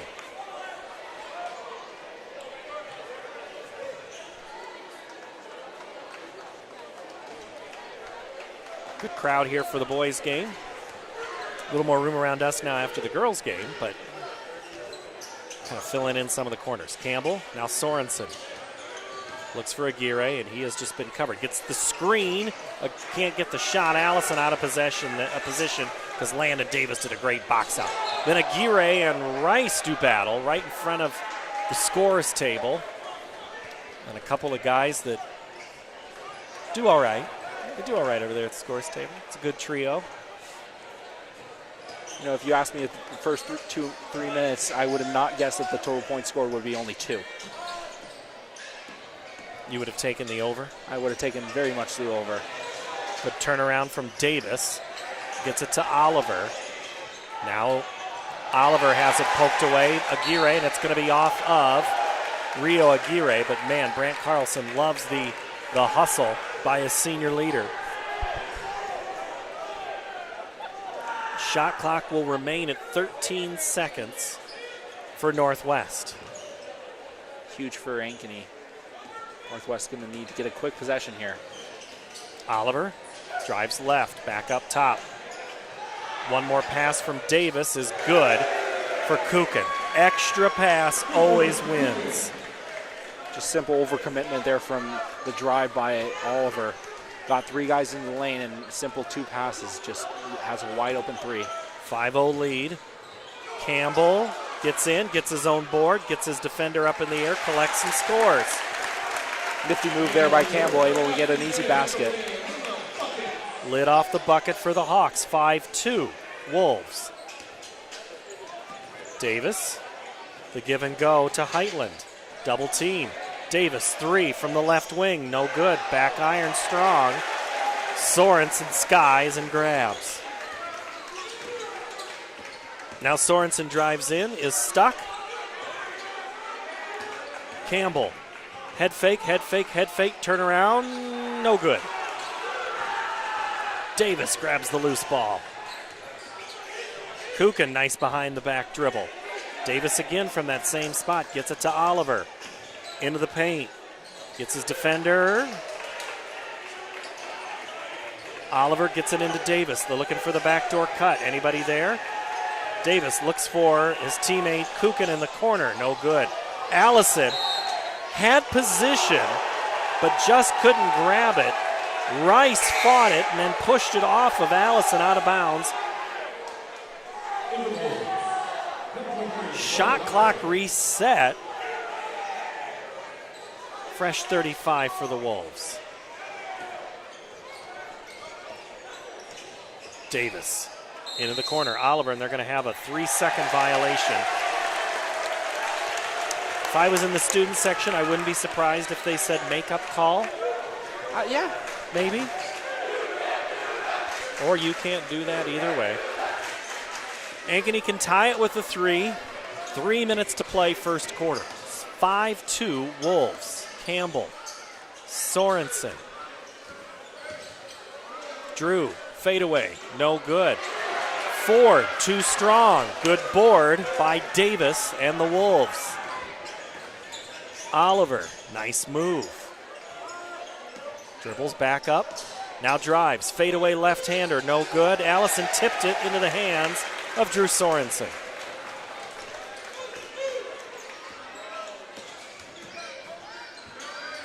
Corner, Aguirre, 3, no good. Allison was fighting for position, but he is going to be called for the foul over the top of Landon Davis. So Allison picks up his first foul. First foul of the game for either team. Into the game is Clark, and Heitland back in for Coach Brett Watson. In his 5th season, he's been the Wolves' only coach. 21 years total from Elkhorn, Iowa. You know who? Oh, Oliver. I'll get into that in a minute. Oliver's high shot, no good. Allison tips it to Jasani Campbell, and now Drew Sorensen. Sorensen gets behind his defender, but then Achenbach blocks it, and it's going to be on the line. It'll stay with Ankeny. Now you can go into who's from Elkhorn. A Division I basketball coach in the state of Iowa. Ben McCall? Former, I believe, Miss Iowa. Oh. Jan Jensen. Yes. Yeah, from Elkhorn. Elkhorn Kimballton. Lineage of great coaches from Elkhorn. Tom Peterson, the girls' coach now. Clark gets a free 15-foot shot and cannot coax it down. Rice waits patiently, hangs in the air forever. Catch, shoot, score for Davis. Man, that was pretty. Oh, that was simple. 8-2. Waukee Northwest biggest lead of the game, 90 seconds to go first quarter. Sorensen grabs it back. Campbell, left side spin, floater, block. No, what are they going to say, foul? Yes, they're going to call it a foul here. It's going to be on Achenbach, I think. No one on the Northwest side is happy about that.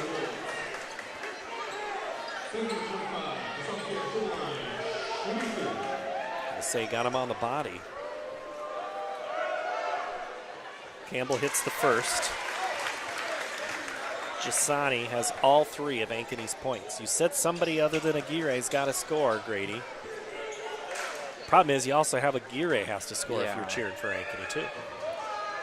Campbell's second free throw is off the mark. Logan Davis will get credit for the rebound. That's Achenbach. Now Oliver looks for a screen from Davis. Takes it, kicks it to Rice. Collin on the right elbow. Oliver, good catch, shoot, dish. Davis, what a move. Cuts the distance in half and scores. It's a little bit of an overcommitment there from Allison. Probably shouldn't have jumped there. But when your freshest memory is him draining a three, not much you can do. 48 seconds to go in the quarter. Clark, 15-footer, right elbow, no good. And again, a rebound comes up to Davis. Davis, left elbow, left alone. Rattles around, no good. Jasani Campbell grabs the loose ball. 30 seconds to go, shot clock off. Rio Aguirre walks it up. Aguirre's hardly touched the basketball here in the last 3 minutes. I think that's been part of the game plan a little bit for Ankeny. Try to make them forget about Aguirre. The problem is you have a Nebraska commit and Colin Rice defending him. Not much you can do for getting. Aguirre, one-on-one with Rice. Aguirre behind the back. Gets Rice in the air, fade away, step back. Good at the buzzer. That's a pretty one to end the first quarter. Northwest has a 10-5 lead. We've played one here on the Ankeny Activities Network, built by the Daniel Seifert Real Estate Team on the Carl Chevrolet family of networks. More Iowans drive Chevy than any other brand, and nearly 25% of the new Chevrolets sold last year came from the Carl Auto Group. Since 1978, we've exceeded expectations with an unbeatable selection and hard work that makes us your dealer for life. Come see why Iowans trust Carl Chevrolet with locations in Ankeny, Stewart, and Webster City. Your dealer for life. It's the Carl way.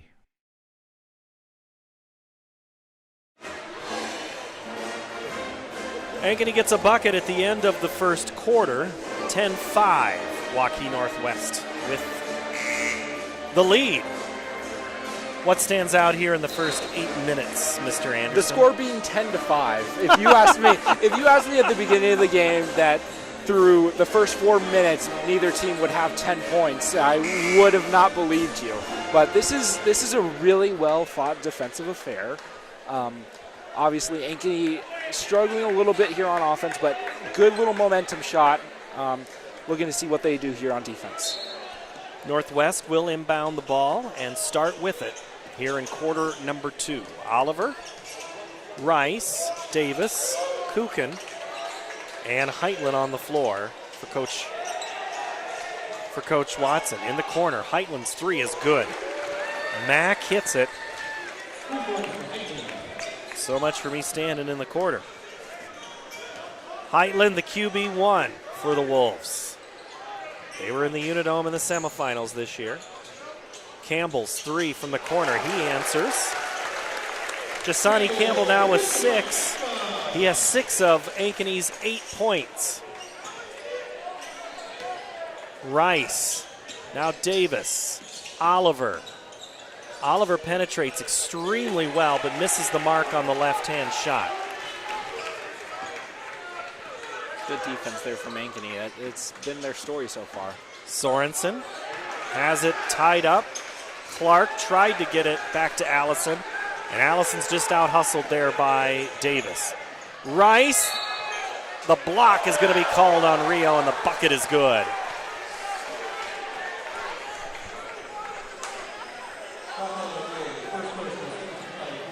So Aguirre takes the block, his first.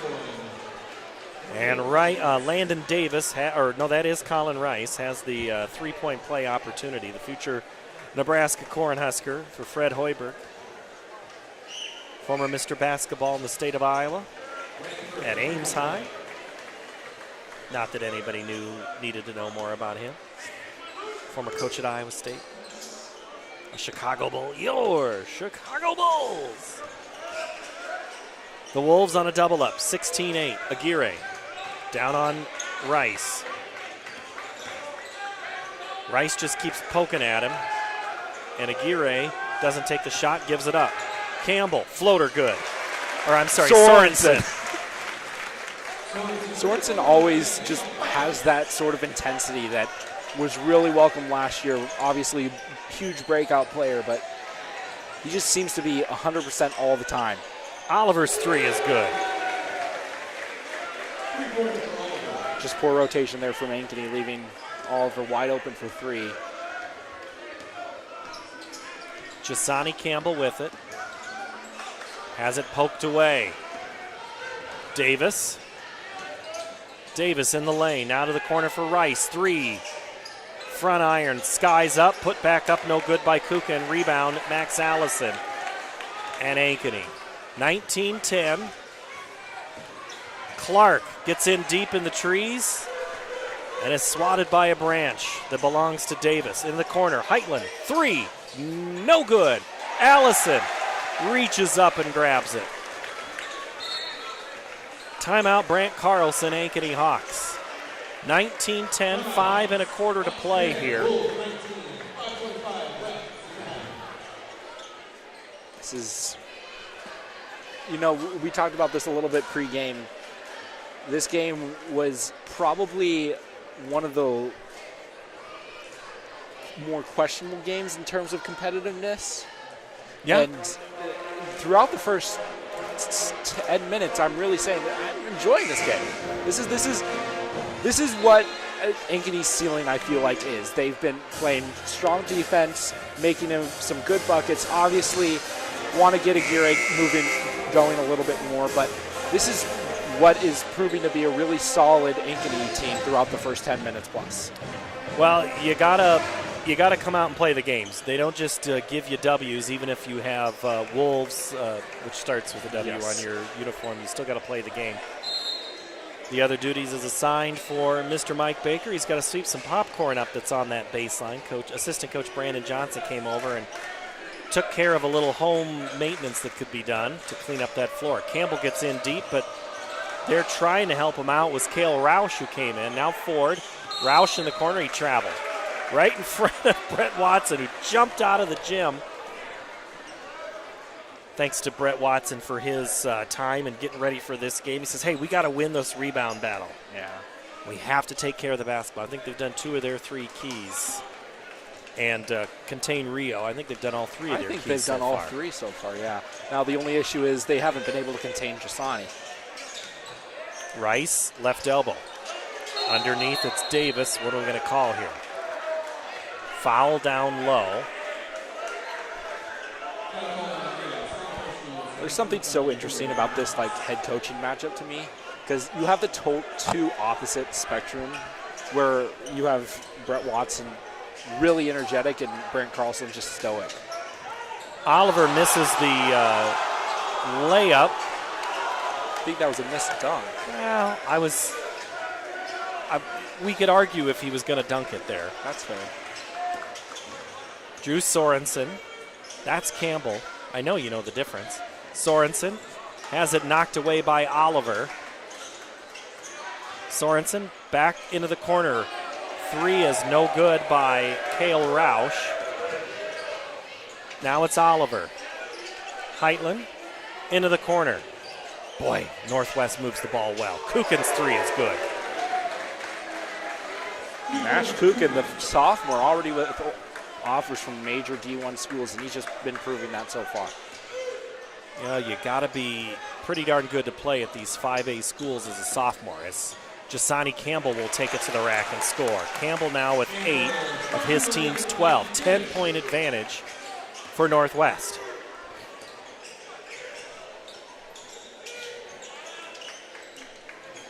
Rice, now Kuchen from even deeper out. Front of the iron, no good, but Oliver gets the board. Rice takes a step and shoots and misses.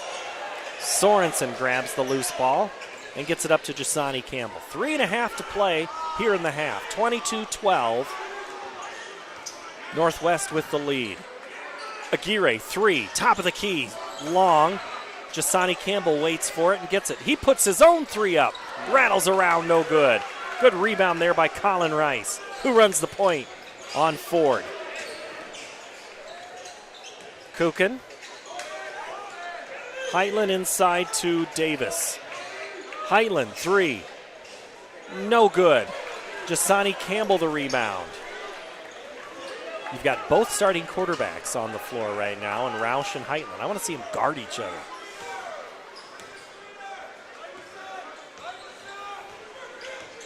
Jasani Campbell, top of the key. Drives in left side, has it taken away, or blocked anyway, there by Davis. Oliver in transition, no good. Rebound, Northwest, three ball. In and out, no good for Rice. And it is off of Northwest, going back to Ankeny. Great defense there from Ankeny in transition, able to make a quick stop. And as Ankeny makes another substitution, bringing in Carson Bright. But this is really turning into a defensive matchup of who can limit the mistakes. Bright to inbound, 2:34, down by 10. Ankeny would really like to keep this under double digits for the rest of this half. Roush into Ford. Ford is going to be called for the charge. Kuchen just went down quickly on the contact from Ford, and some of the fans calling that a flop. I think Ford made it a little too obvious there with the elbow. A little Audie Crook elbow? Yeah.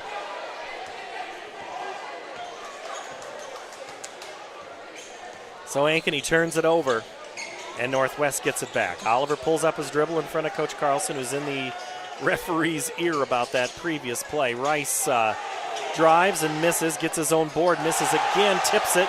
This time it's Ford, and he has it knocked away. Loose ball up ahead, Bright comes out with it. Under 2 minutes to play here in the half. Aguirre on the left wing extended. Gets by his man, puts it up, has it blocked by Davis. Rice collects. Rice, right over left, maybe pulled his pivot foot. Heitland in the corner. Kuchen has it poked away by Bright. So Carson Bright comes in and becomes a bright spot for Hawks right there. Rio Aguirre way out, bang.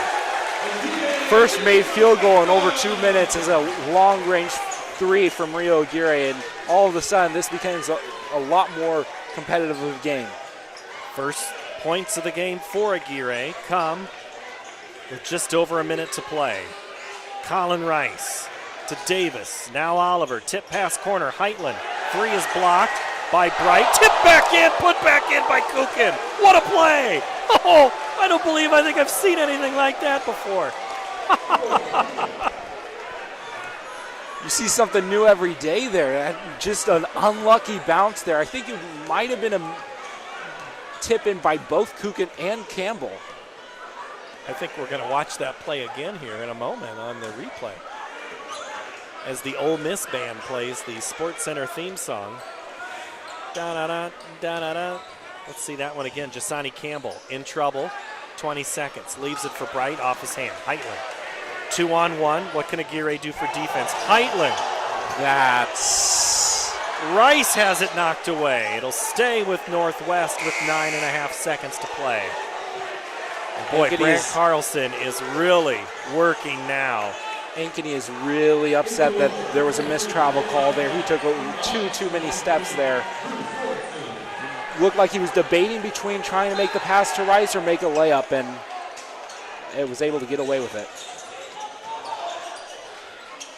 Put back in, no good by Achenbach, and then it is knocked in by Davis. He'll finish with 8. 26-15, so much for the single digits as the last kind of bit got away from Ankeny right there.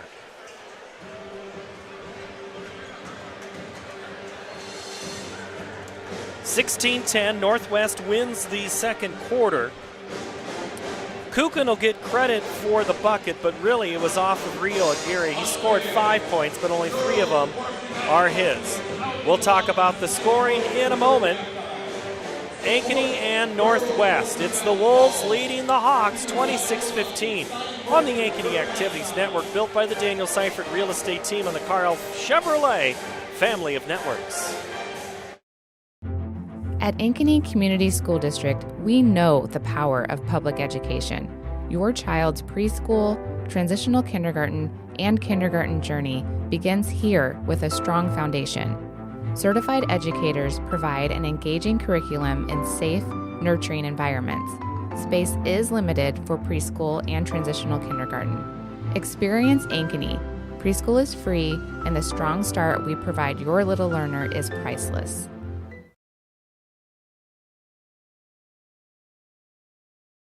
All the pets in Ankeny can't wait to see us at Heart of Ankeny Animal Hospital.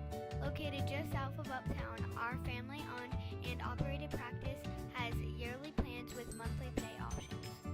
Your dog or cat can get routine and preventative care before you may ever even know they are sick.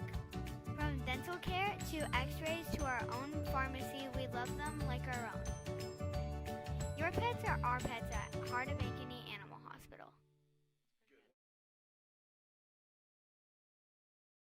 Searching for a home that combines a resort lifestyle with the comfort of being close to your loved ones? At Epcon Communities, we make building your dream home an easy and exciting journey. Choose the floor plan that fits your lifestyle, handpick the finishes to make it uniquely yours, and leave the rest to us. We'll handle the construction, you focus on the fun part. After closing day, your new home is all yours, ready for you to start enjoying the community, the amenities, and that special sense of belonging. Visit clarityconstruction.com for more.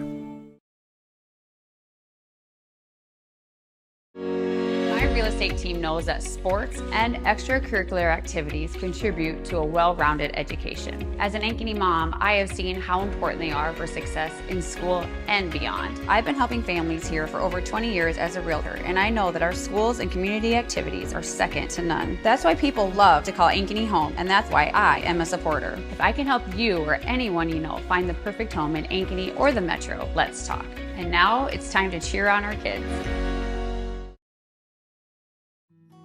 At Elk River Contracting, we know a great remodel is a lot like the perfect beard. You can't rush it, and the beauty is in the details most people overlook. Because there are 2 kinds of contractors, the ones with magnificent beards and the ones you don't hire.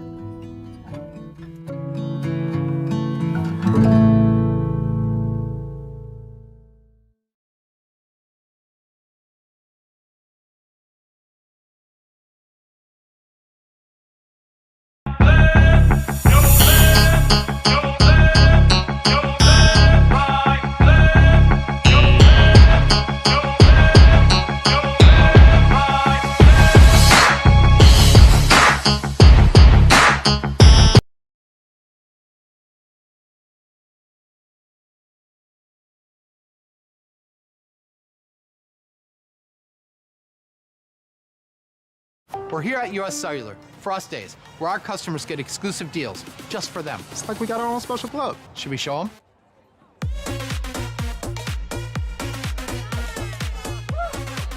Get $1,200 off any phone plus $500 off any tablet. Us Days at US Cellular.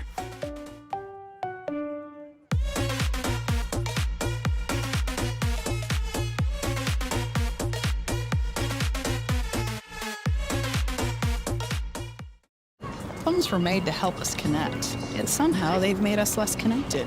Which is ironic. Don't you think? We try to put our phones down, but we need to pick them up to see the menu.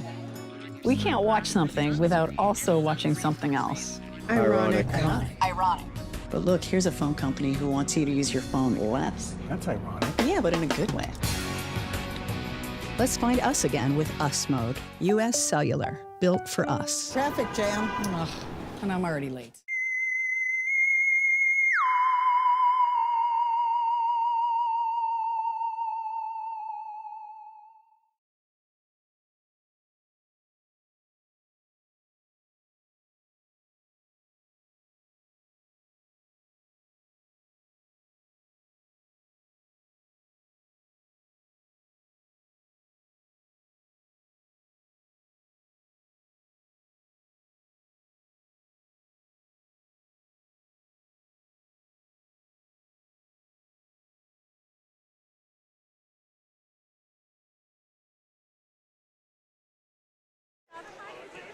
Halftime here at Ankeny High School. It's Waukee Northwest 26, Ankeny 15. Let's take a look at a couple of things going on there. Grady, you're watching Urbandale and Waukee on CISN. And it's Urbandale leading Waukee 14-10. Had a chance to talk to Max Roach's grandfather today in the office up from Florida. He says, I get to watch Max play 3 games. And he's excited. He goes, I watch all those Waukee games when I'm down in Florida on CISN. So glad that he can do that. And Ankeny trails. Let's do visitors first. Mac Heitland, his 3 was big. That's his only point. Rice only with 2. So in that sense, you could say holding a guy who averages 24 to 2, that's a win. But Nash Kukin averages 8. He scored 8. Landon Davis, 8. He averages 14. Oliver, 5. And that's a look at your scoring for 26 points for Ankeny. 2 for Drew Sorensen, 8 for Jasani Campbell, and 3 from Rio Aguirre. Got to get a little more scoring there just to, keep the fans interested here. Nobody likes defensive battles. Waukee girls beat Urbandale 49-47. Dowling girls won over Southeast Pope tonight 63-25. And the boys, the Maroon boys, lead the Rams at half 38-23. Johnston 87, Centennial 53. That's in the girls, and in the boys, the Dragons lead the Jaguars 16-8. So it's very possible we'll have somebody's going to have to win Tuesday night's game between Ankeny and Centennial.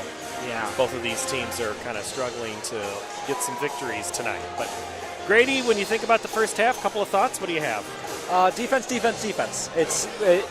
was a little bit more scoring in the second quarter, but really, Ankeny has done a really good job stopping Colin Rice. I wish they would not give up as many open threes, but that's neither here nor there. For Northwest, they're doing a great job containing Rio, not doing a great job containing Jasani Campbell. In terms of just like in general, they got to focus on people's number 2s because this game could be a lot more competitive for Ankeny if they can stop some of Northwest's leading scorers. And Rice just doesn't seem like himself offensively to me in this first half. Whether that's been defense that's been affecting it, or if he's just been having trouble making his shots. But this is a really good game. I'm really excited to see how the second half goes. And that will come your way next. You're watching the Ankeny Activities Network, built by the Daniel Seifert Real Estate Team on the Carl Chevrolet family of networks. More Iowans drive Chevy than any other brand, and nearly 25% of the new Chevrolets sold last year came from the Carl Auto Group. Since 1978, we've exceeded expectations with an unbeatable selection and hard work that makes us your dealer for life. Come see why Iowans trust Carl Chevrolet with locations in Ankeny, Stewart, and Webster City. Your dealer for life. It's the Carl way.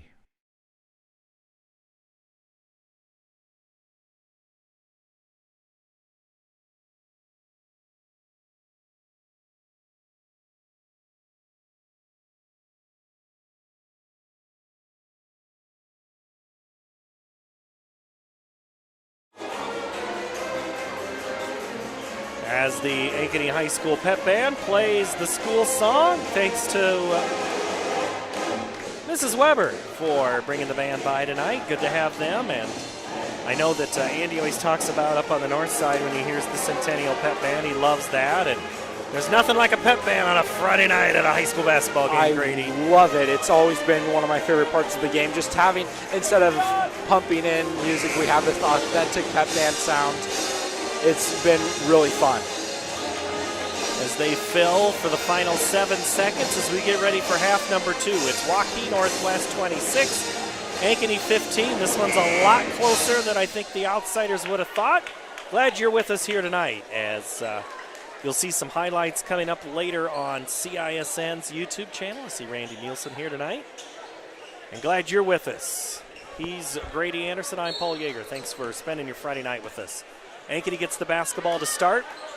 They're down 11, and they bring out their starting 5. Aguirre goes to work, kicks it out, now to Ford. The sophomore loses the handle of it just for a moment. Now Sorensen and Aguirre exchange the basketball. Just a little too hard, just a little awkward roll, and out of bounds was Mac Heitland right in front of the officials and some members of the girls basketball team. Reagan Baldwin right there. They were kind of holding their signs out just before the halftime ended and having fun with the parent group there. Good to see the girls team hanging around here for the boys game. Jasani Campbell drives in high off the glass. No good. Max Allison loses it. And Northwest has it. Kukin, now Heitland. 3. No good. Gire tips it, and it's going to go out of bounds, and it's going to be Ankeny basketball.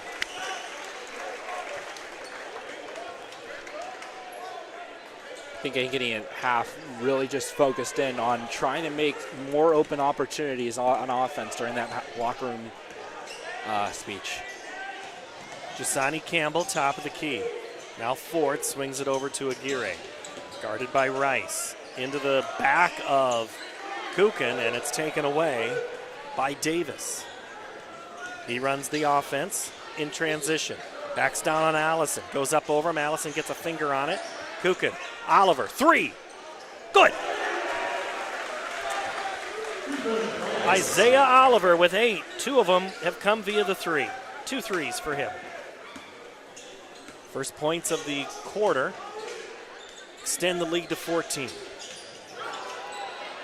Sorensen can't finish after Heitland went down. And Rice grabs the loose ball and runs it into the corner. Heitland 3. No good. Boy, Davis doing a great job keeping Allison and then keeping the ball in bounds. Top of the key 3. Rice! No good. Allison skies and grabs.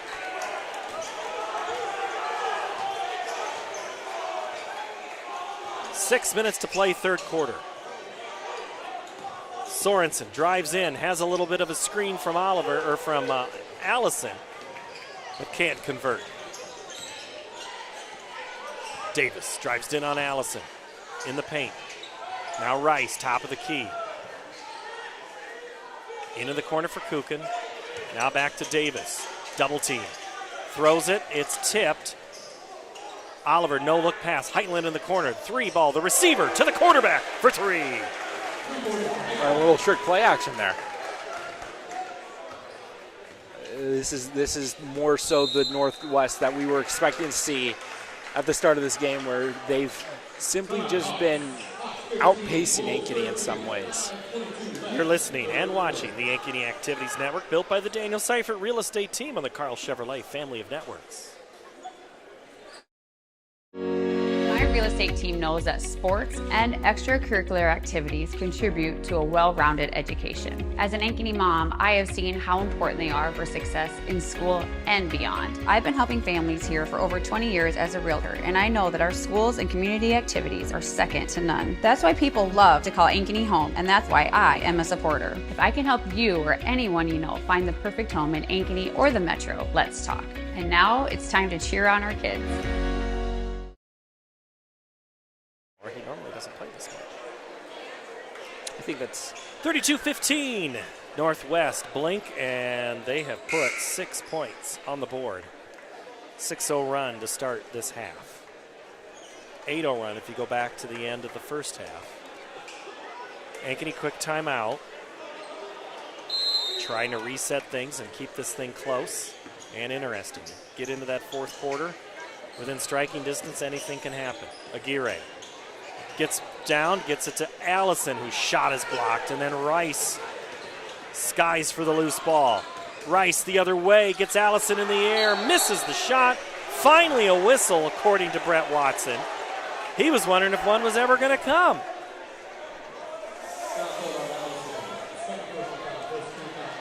That was a really late whistle there.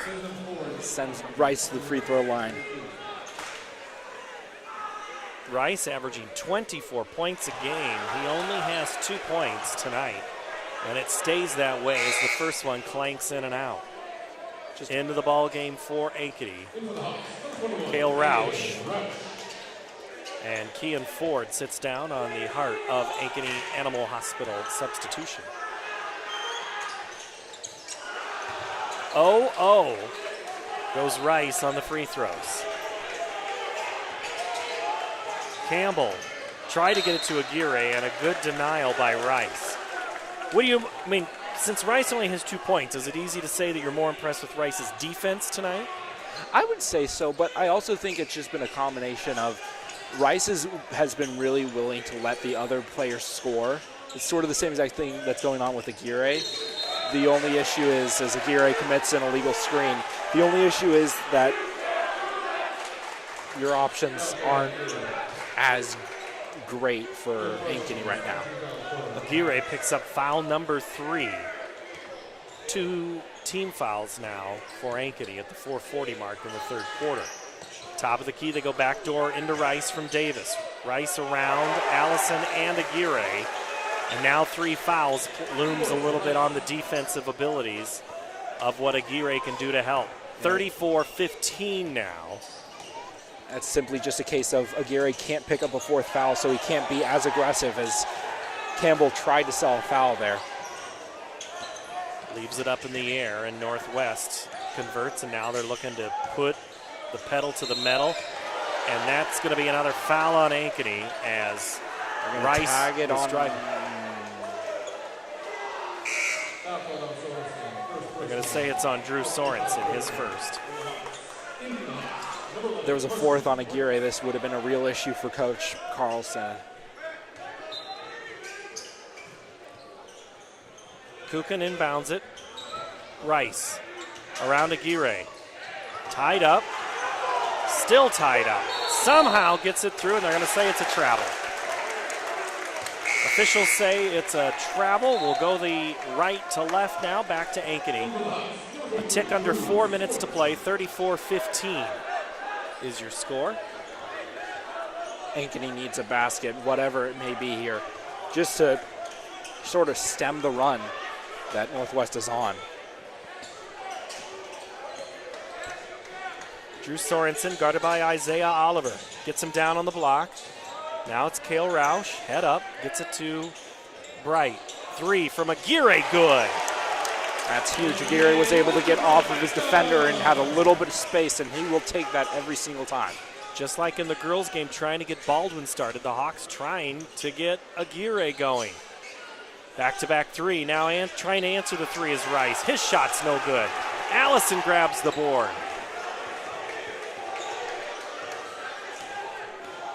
Sorensen Off the screen, Aguirre gets it. Aguirre just cannot shake Colin Rice. Leaves it for Max Allison, back up top to Sorensen. Sorensen on Oliver. Oliver just great defense. Daring Allison to take that shot. Roush. 3 on the shot clock, 2. Sorensen, no good. As you heard the horn sound of the shot clock. Northwest looks to extend the lead. Heitland to Rice underneath. Blocked by Allison, and then Allison grabs the loose ball.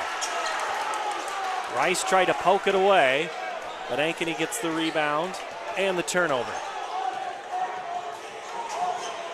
Bright, quick first step. Bounce pass corner. Cale Roush 3.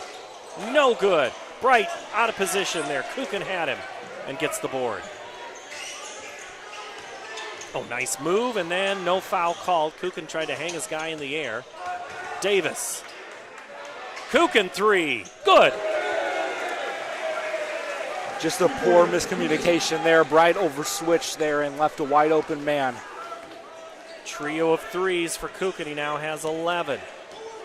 Under 2 minutes to play. 37-18 Northwest. Bright, corner 3. Good. That's huge. I think if Ankeny can pull it to within 14 or so, this can be a comeback opportunity. Oliver with it at the logo. Drives in. Ooh, had Bright. No, I'm going to say travel. Substitutions coming in. Joe Vineyard and Logan Achenbach on your Heart of Ankeny Animal Hospital substitution. Vineyard, you heard on the football team.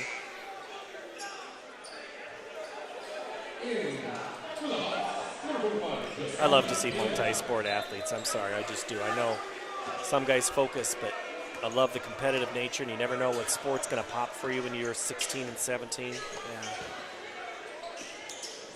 Sorensen, the runner, too strong. Oliver grabs the board with 1:18. Oliver looks to push tempo. Achenbach. Nice lead for Oliver, and the layup is good. Speaking of multi-sport athletes, Oliver just with an easy run, nobody able to stop him. Future Iowa Hawkeye football player. Nice move by Bright. Campbell in the corner. Back to Bright, pulls up his dribble, leaves it for Roush. Now Aguirre off the screen from the logo, way out, rolls around, no good. Kuchen corrals it. Kuchen's going to be fouled by Bright out front with 30 seconds to play.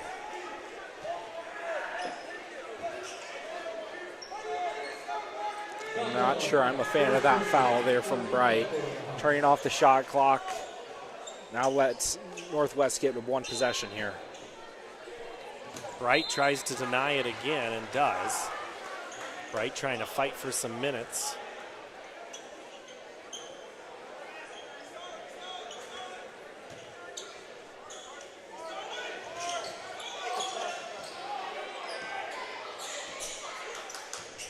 The sophomore Kuchen dribbles it. And it appears the Wolves are going to hold for one.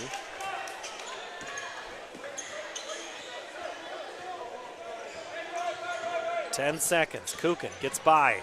Floater, good.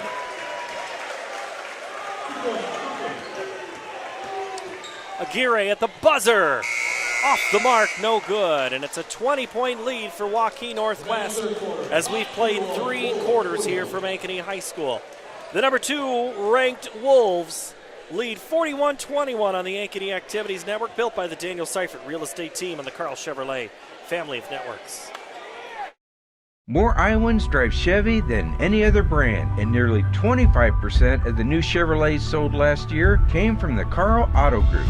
Since 1978, we've exceeded expectations with an unbeatable selection and hard work that makes us your dealer for life. Come see why Iowans trust Carl Chevrolet with locations in Ankeny, Stewart, and Webster City. Your dealer for life. It's the Caraway.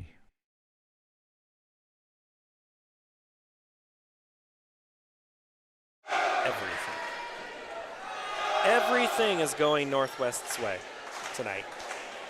Grady, it's girls' game. They made it look easy, put on a little pressure. Northwest hasn't done any pressure. All they've done is score. They scored 15 points in that quarter. They outscored Ankeny 15-6. This is really going to be where this is make or break here for Ankeny. These first 2 minutes, Ankeny needs to get on a run here. It needs to happen now.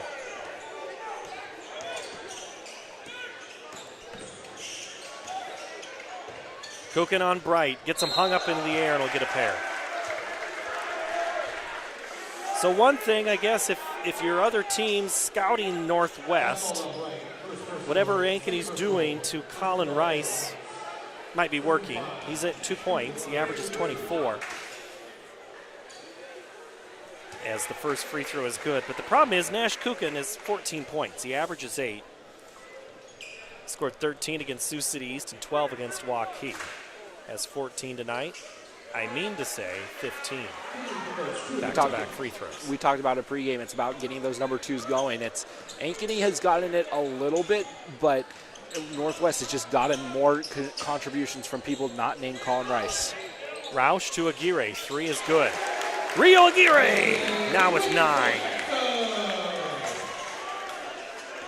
All 3 coming from behind the three-point line. 43-24. Kukin and Bright battling. Oliver gets by Campbell for a moment. Wide open Rice. You know he's going to hit it, right? Of course he is, because I talked about how he only had 2 points. 5 now for Rice. Let's see what he does here in the fourth. Campbell left alone. Now for Sorensen. Looks for the screen, doesn't get it, drives it and takes it and scores. Sorensen now with 4. It's been a very quiet night for him. He's tried to make some baskets. A little bit of a confidence boost there. Is a great drive there from Kukin to make it 17 for him. 4 players have scored in this fourth quarter, 2 for each team. Kukin is the leader right now with 4. Aguirre is going to get a chance to catch his breath as he is fouled by Colin Rice. His first. No, one thing I've noticed here is Northwest does not get into foul trouble a lot. Rice only has 1. There's barely anybody here with more than 2 fouls for Northwest. They're just a great team. Yeah. They just are. Sorensen behind the back into the corner. Jasani Campbell's 3 is good. Jasani's not going to go away quietly. Couple of threes for Ankeny in this quarter. 48-29. Kukin gets into the paint and scores. 19 now for the sophomore. Highlight reel kind of night. Yeah.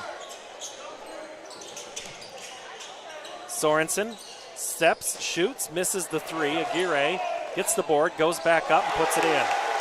Rio Aguirre now with 11 for the senior. 50-31. Ankeny needs to get some stops here. They can't keep trading baskets at this rate. Landon Davis, now Kukin. Kukin's 3, of course. He is on fire. This is his masterclass, and it's been needed for Northwest. Colin Rice having a little bit of a struggle here. His 4th 3 of the game. Campbell gets by Oliver and scores. Nice drive by Jasani Campbell. Timeout on the floor for the Ankeny Hawks. 5:08 to play here in the fourth quarter. 53-33. Ankeny on Tuesday will play Centennial. Then they'll be at Valley next Friday night. They'll be at Waukee, who's 6th ranked. Still have to play Dowling and Northwest again. So a lot of tough games yet ahead for Ankeny. Northwest, well, they've already played some teams from all over. Sioux City East, Cedar Falls. They'll play Millard North out of Omaha. West Dallas Central on the end of the month. Just checking in on some scores around the CIML. Urbandale is currently up at half, 36-33 over Waukee. Meanwhile, Southeast Polk down to Dowling, 56-39. Grady Anderson. 5 minutes to play. Kuchen wide open on the back screen. 24.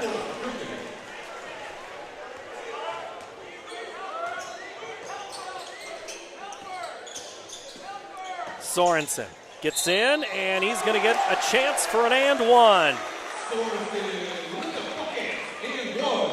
Drew says, I'm tired of this. I'm tired of this, Grandpa. Well, too darn bad. That's what I think is what it looked like he was saying, baby. I don't read the lips the best.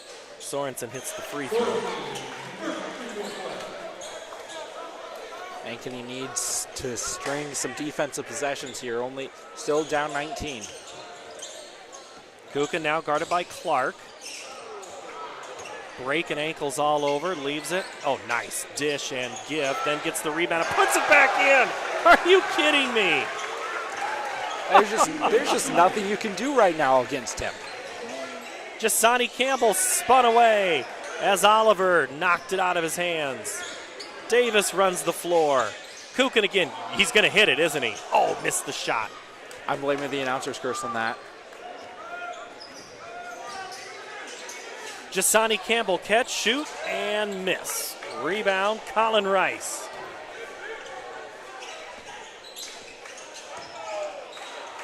Rice has it knocked away, and Campbell can't quite get it back. Heitland's going to take the three and hit. All 9 of Mac Heitland's points have been via the three. Feels a little bit like icing on the cake here for Northwest. And now he's playing great defense on Sorensen. Campbell three in front of coach, hits it. Nice big three there by Jasani, now with 16. Matches what he had against Prairie on Saturday.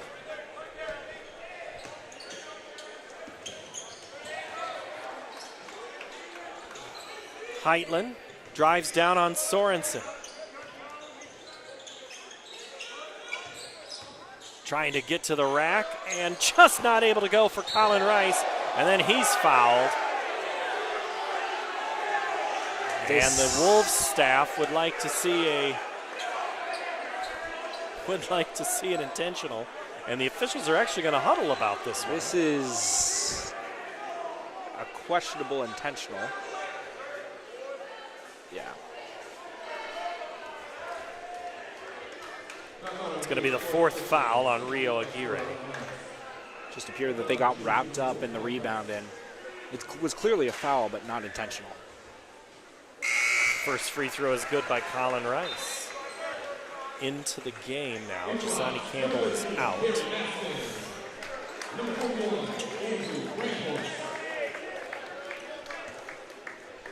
Andrew Brandhorst came in at the last check. Yes. As Rice hits a pair.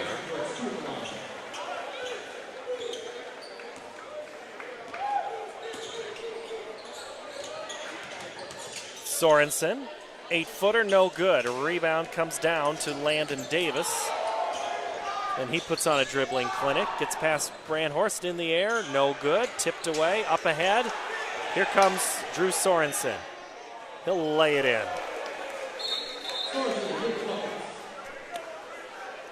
And a substitution coming in for the Wolves. Let's see, I see Jackson Davis. Joe Vineyard. Owen Johnston. And now we're going to have some changes too for Ankeny. Landon Hutchins. Landon Hutchins is in the game. Nathan Girth. Nathan Girth is, where did Nathan go? Huh? Oh, there he is. I'm like, where's Nathan? Okay. Nathan Girth.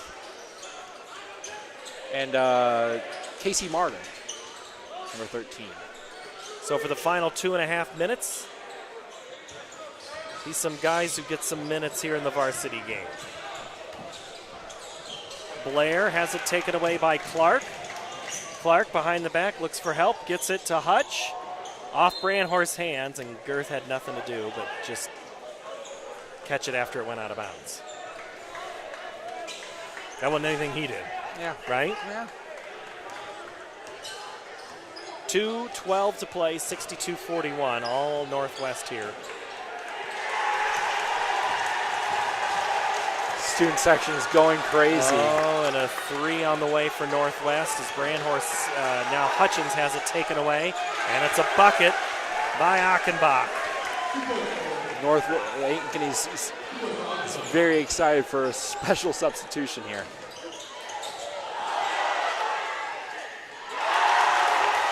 Casey Martin with the move. It's Gus Johnson. Gus Johnson enters the game. Student section making it count that Gus makes it into the game. As well as Hayden Gage checking in. Oh, there is Caden. Yep, 51. Got to scramble to get up the rosters here. And it's going to be a travel on Verastugi.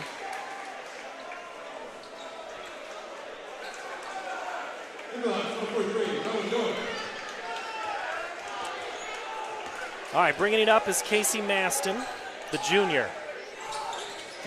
43, that's Rowan Doss. Rowan Doak. Oh, Doak. The move in from the north side. Back in is Nathan Girth, the senior.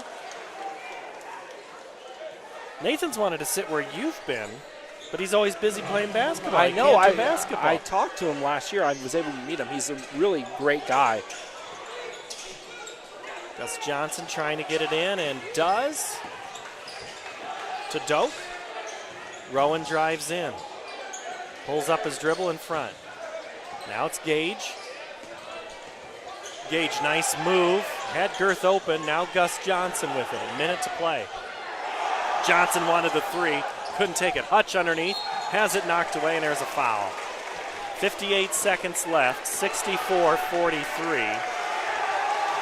Oh, no. Oh. We're going to get Dalton DeBoer, aren't we? Yes, we are. Hutch at the line. Hutchins misses the front end of the free throw. Dalton DeBoer, the future Wake Forest Demon Deacon, into the ball game. Fun to watch him play football. He actually met some of these guys playing AAU basketball. Yes. So basketball was the end, but you can clearly tell. He has the body of an O-lineman. He has the body of a lineman, but you can tell that his personality connects with guys. Because you'd watch him in warm-ups, and the student section knew too. So, all right, Northwest with it in the final 45 seconds. Oh, this is the matchup. Into the corner. Verastugi's 3 is no good. Rowan Doak the rebound. It's going to be a very special pop here. Gage. Dribbles around, lays it up, and no! That was in and out, no good. Blair with the board and the push. Up ahead. And it's rattled around. Gage with it. Now Gus Johnson. Oh. Doak with it. Doak drives, kicks it. Gage hits the bucket. Hayden Gage for 2. And that's how it's going to end. 64-45.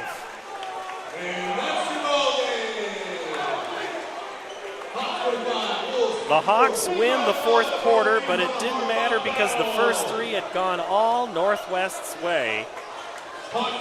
Player of the game, without a doubt, Nash Kukin, the sophomore, 26 points tonight. 1, 2, 3, 4 3-point buckets. Mac Heitland, 3 threes for 9. Colin Rice for 7. Landon Davis, 8. Isaiah Oliver, 10. Achenbach, 2. Rice held 60% below his average there for the Hawks. Sorensen 9, Campbell 16, Bright 3, Aguirre 11. Gage got that last bucket at 2, and that's how the scoring ends tonight there, Grady. It was quite a good game for the first half, but I think it was a mix of Ankeny losing focus and Northwest waking up, and all of a sudden just the game got out of hand so quickly for them. Ankeny falls to 4-5. They're back home on Tuesday night on a game you'll see on the Ankeny Activities Network against Centennial. Waukee Northwest improves to 8-1. They'll do nothing to be dislodged from the second ranking, depending on what happens to Cedar Falls tonight in their game. The Wolves will be against Downey Catholic. That'll be both good girls and boys basketball coming up on Tuesday night. Grady, good luck to you in the second semester. Thank you, sir. Always it's been good a to pleasure to work with you these past 2 games. Always fun to see you. Thank you, Grady. Thank you to Logan Friesman and our producer-director, Levi Yeager. I'm Paul Yeager. Thanks for watching tonight. The Wolves take a pair tonight in the Hawks' Nest. Good night here on the Ankeny Activities Network, built by the Daniel Seifert Real Estate Team, driven by the Carl Chevrolet family of networks. More Iowans drive Chevy than any other brand, and nearly 25% of the new Chevrolets sold last year came from the Carl Auto Group. Since 1978, we've exceeded expectations with an unbeatable selection and hard work that makes us your dealer for life. Come see why Iowans trust Carl Chevrolet, with locations in Ankeny, Stewart, and Webster City. Your dealer for life. It's the Carl way. My real estate team knows that sports and extracurricular activities contribute to a well-rounded education. As an Ankeny mom, I have seen how important they are for success in school and beyond. I've been helping families here for over 20 years as a realtor, and I know that our schools and community activities are second to none. That's why people love to call Ankeny home, and that's why I am a supporter. If I can help you or anyone you know find the perfect home in Ankeny or the Metro, let's talk. And now it's time to cheer on our kids.